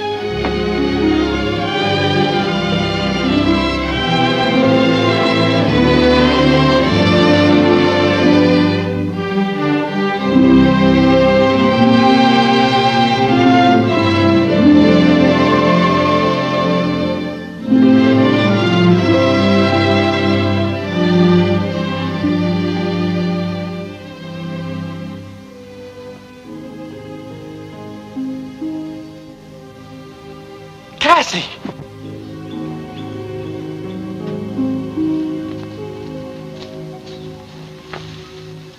Hello.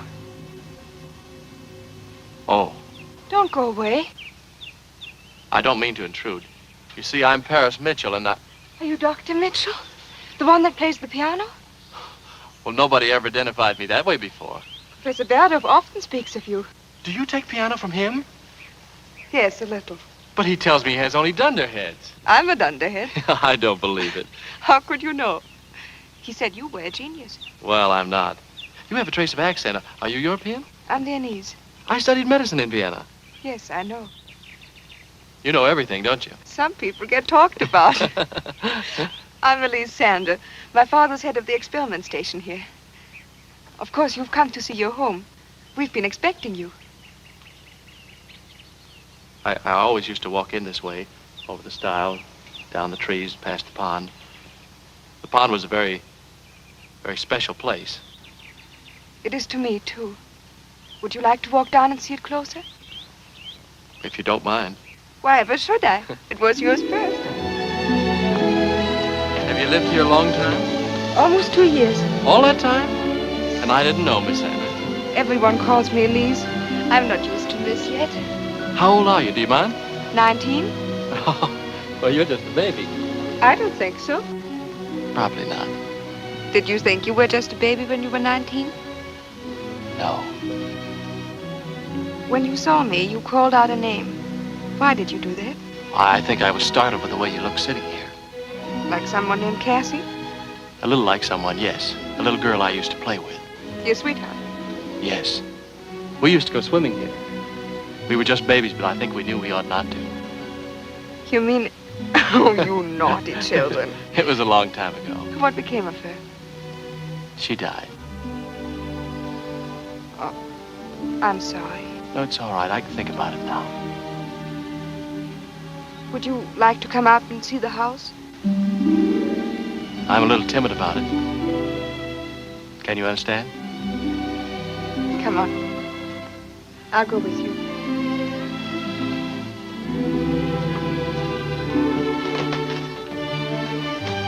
Does it look the same? Almost as it used to when I'd come in from school. A little smaller, but I'd expected that. Father! Here's a visitor come to see us. It's Dr. Mitchell.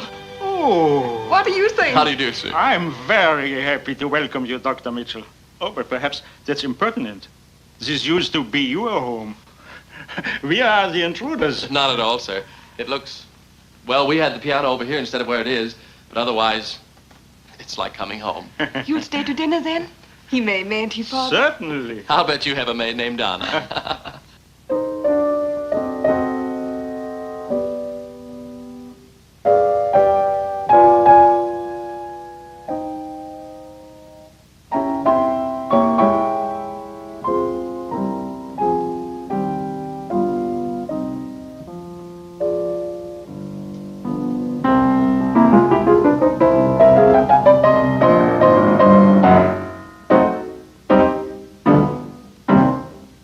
You're not a dunderhead. Surely? Surely. Some things you don't do in the right way. May I show you? Would you? But this is a visit. The next time you come. No, let's get at it now. I'm not a teacher, but I can show you some things, I think. Will you practice? 6 hours a day, if you say. Heavens, no. Here now. The beginning. Your tone is thin.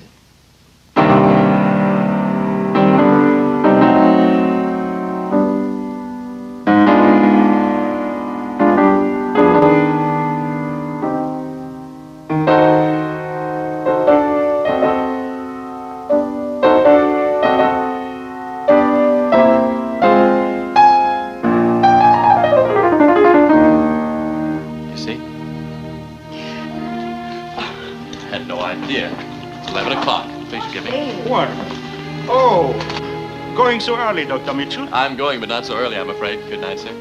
You must come often, if my child isn't tiresome. Her? Oh. She's a little lonely sometimes. Talks too much. When she finds someone to listen.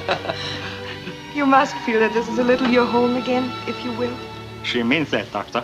So do I, for that matter. There's always room here. You know the house. Won't you feel that you can come sometimes to rest, to stay over Sunday, whenever you will? Thank you, sir. Which was your room? The northwest corner room. Oh, it's my room now. I love it. I have my bed under the big window. So did I. I'm glad it's your room. And I'm glad that you, both of you, live here. Good night now. It's been a wonderful day and evening. You come often? Yes. You may be sure. Good night.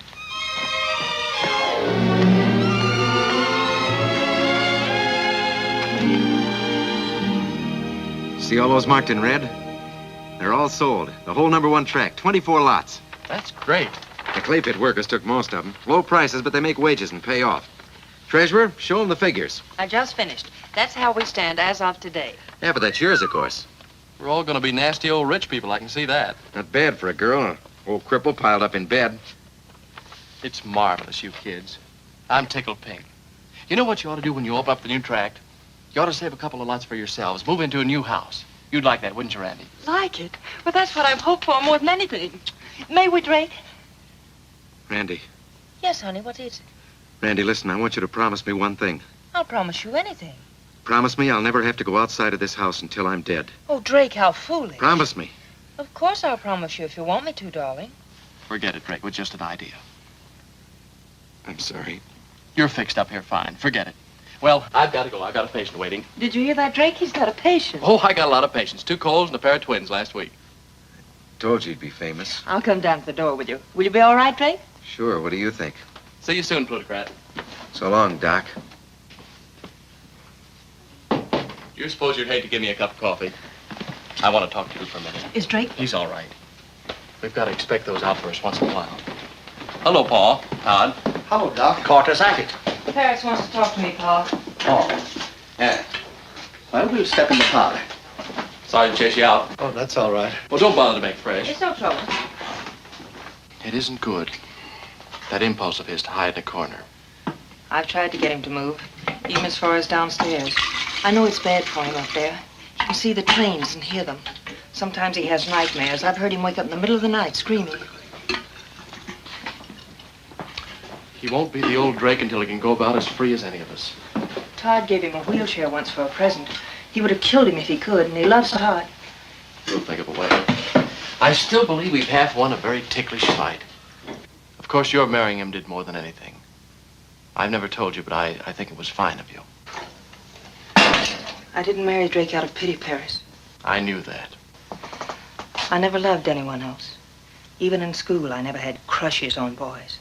I liked them, or I didn't. They said naughty things to me, and that was all. Aside from that, they treated me as one of themselves. Then that day I saw Drake at the station, well, he simply went to a place in my heart that had been waiting for him.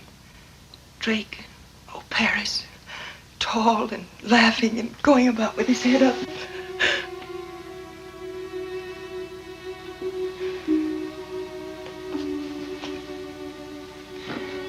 Then, after his accident, I knew I had to ask myself a question and answer it. I'd loved Drake wholly. What about that now? What was left of it? I was half afraid I might love him less, that something I couldn't help, something physical, might turn me away from him. There was my question staring at me. Then, in one of your letters, there was a sentence. You must remember now that Drake lives in a new world, and that his relationship with it and with everyone in it will be changed. I knew that applied to Drake and myself, too. An episode of youth and fun had closed, and with it had gone all the demands forever. I knew then that I didn't love him any less, only differently, with an overwhelming, new, calm feeling Paris that so completely took the place of the old excitement that it would last forever. Randy, you're wonderfully wise.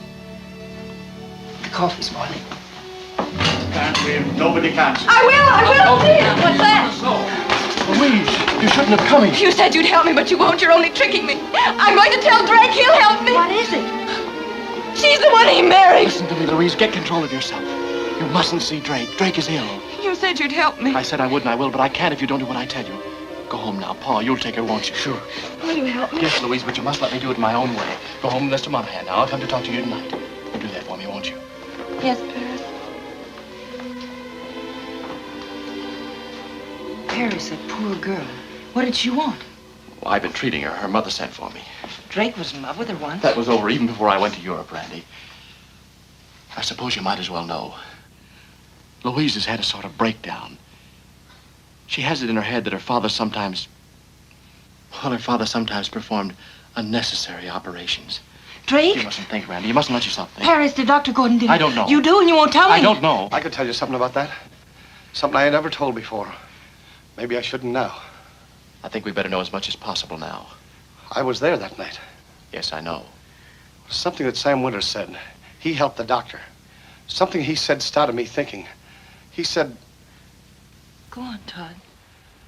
Drake wasn't run over, Paris. What are you saying? No, he wasn't. When he was knocked over by them tiles, he was caught between two cars. As near as I know, he was sort of, I guess you'd say, pinched by a wheel that didn't go clear over him.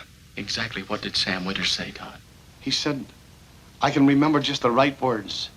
He said, I looked good at them legs, and the bones in neither one of them was broke up one bit. It's true. Stop it, Randy. Stop it. Even so, we can't ever know. Sam Winters, an unprofessional witness. What he says doesn't mean a thing. I know how you feel, Randy, but we've still got Drake. Drake's still alive. That's the only important thing. When Drake finds out. You'll never find out. Oh, but he will. She'll come again or someone else will. That kind of news always gets home. Then what? If it should ever enter Drake's mind, this whole catastrophe was anything but an accident. What would happen? I think the whole structure we built up for him would topple down again. This time we couldn't rebuild it. He'd be gone. Louise has got to be kept quiet, Paris. I can silence her, Randy. She could be put in an asylum. Her mother wants that. I can.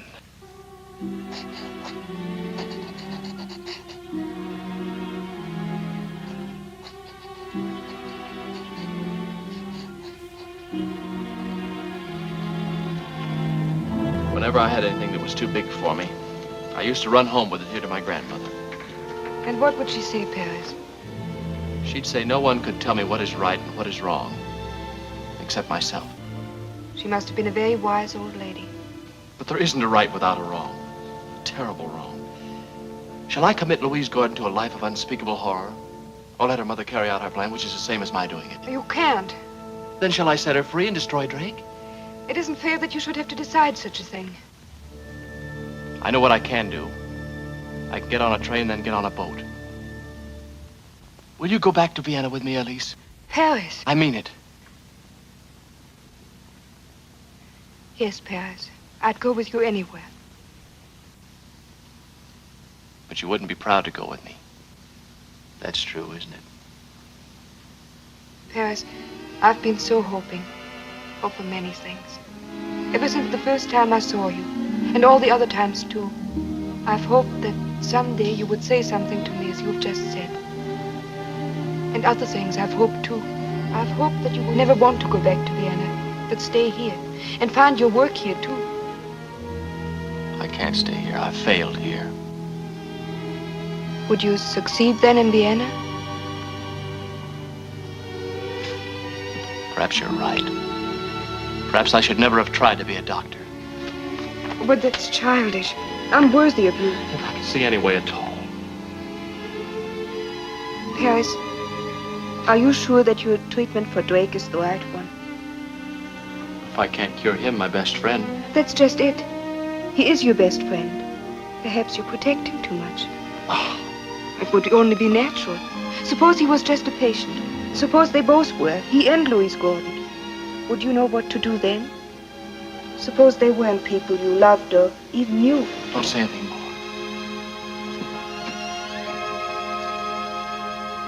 Elise, wait here for me, right here for a little while. Of course I will, but why? What you said just now, I'm going to try something. If I don't come back, you'll know I haven't succeeded. Paris, don't go! A new feat in news transmission is being tried in connection with the use of wireless telecommunications. My kid. Stick your chin out, Drake. Why? You're going to get the worst wallop you ever had. Yeah? Who's going to do it? I am. Start swinging. It's something about you and Louise Gordon and her father. Paris. She was here today, Louise was. She wanted to tell you and I wouldn't let her. Paris, you can't. You said I've yourself. just come from the Gordons. I've sent Louise out to tell anyone she pleases. But saying it to you, I've saved for myself. I won't let you, Paris. Please, I'm not if your you have friend any now. heart. You're not mine. I'm your doctor. And you're my patient. It's as if I had taken you in the operating room and I had the scalpel in my hand, which may make you or destroy you. What's this all about, kid? My grandmother used to say, some people grow up and some people just grow older. I guess it's time we found out about us, you and me. Whether I'm a doctor and whether you're a man. You know the kind of man I mean, Drake. There's a piece of poetry, Invictus. I don't think I remember all the words. Out of the night that covers me, black as the pit from pole to pole, I thank whatever gods may be for my unconquerable soul. In the fell clutch of circumstance, I have not winced nor cried aloud. Under the bludgeonings of chance, my head is bloody, but unbowed. I don't know if you can take it, Drake. Give it to me. Dr. Gordon cut off your legs. I don't know if it was necessary. He was that kind of butcher who thought he had a special ordination to punish transgressors. With you, he had a double incentive because of Louise, heaven knows what else. The caverns of the human mind are full of strange shadows, but none of that matters. The point is, he wanted to destroy you. Oh, not literally. He wanted to destroy the Drake McHugh you were. He wanted to see you turn into a lifelong cripple, mentally as well as physically. That's all there is, Drake. Now, if you turn your face to that wall.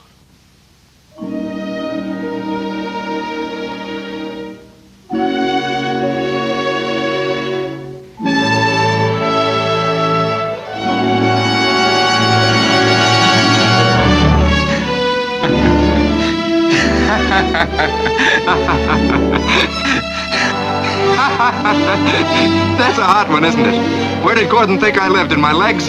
Did he think those things were Drake McHugh? Spout that poetry again, Paris. I never was any good at poetry. Drake! What was it you wanted, honey? To build a house? We'll move into it in broad daylight. And we'll invite the folks in, too. For Pete's sake, let's give a party. I feel swell.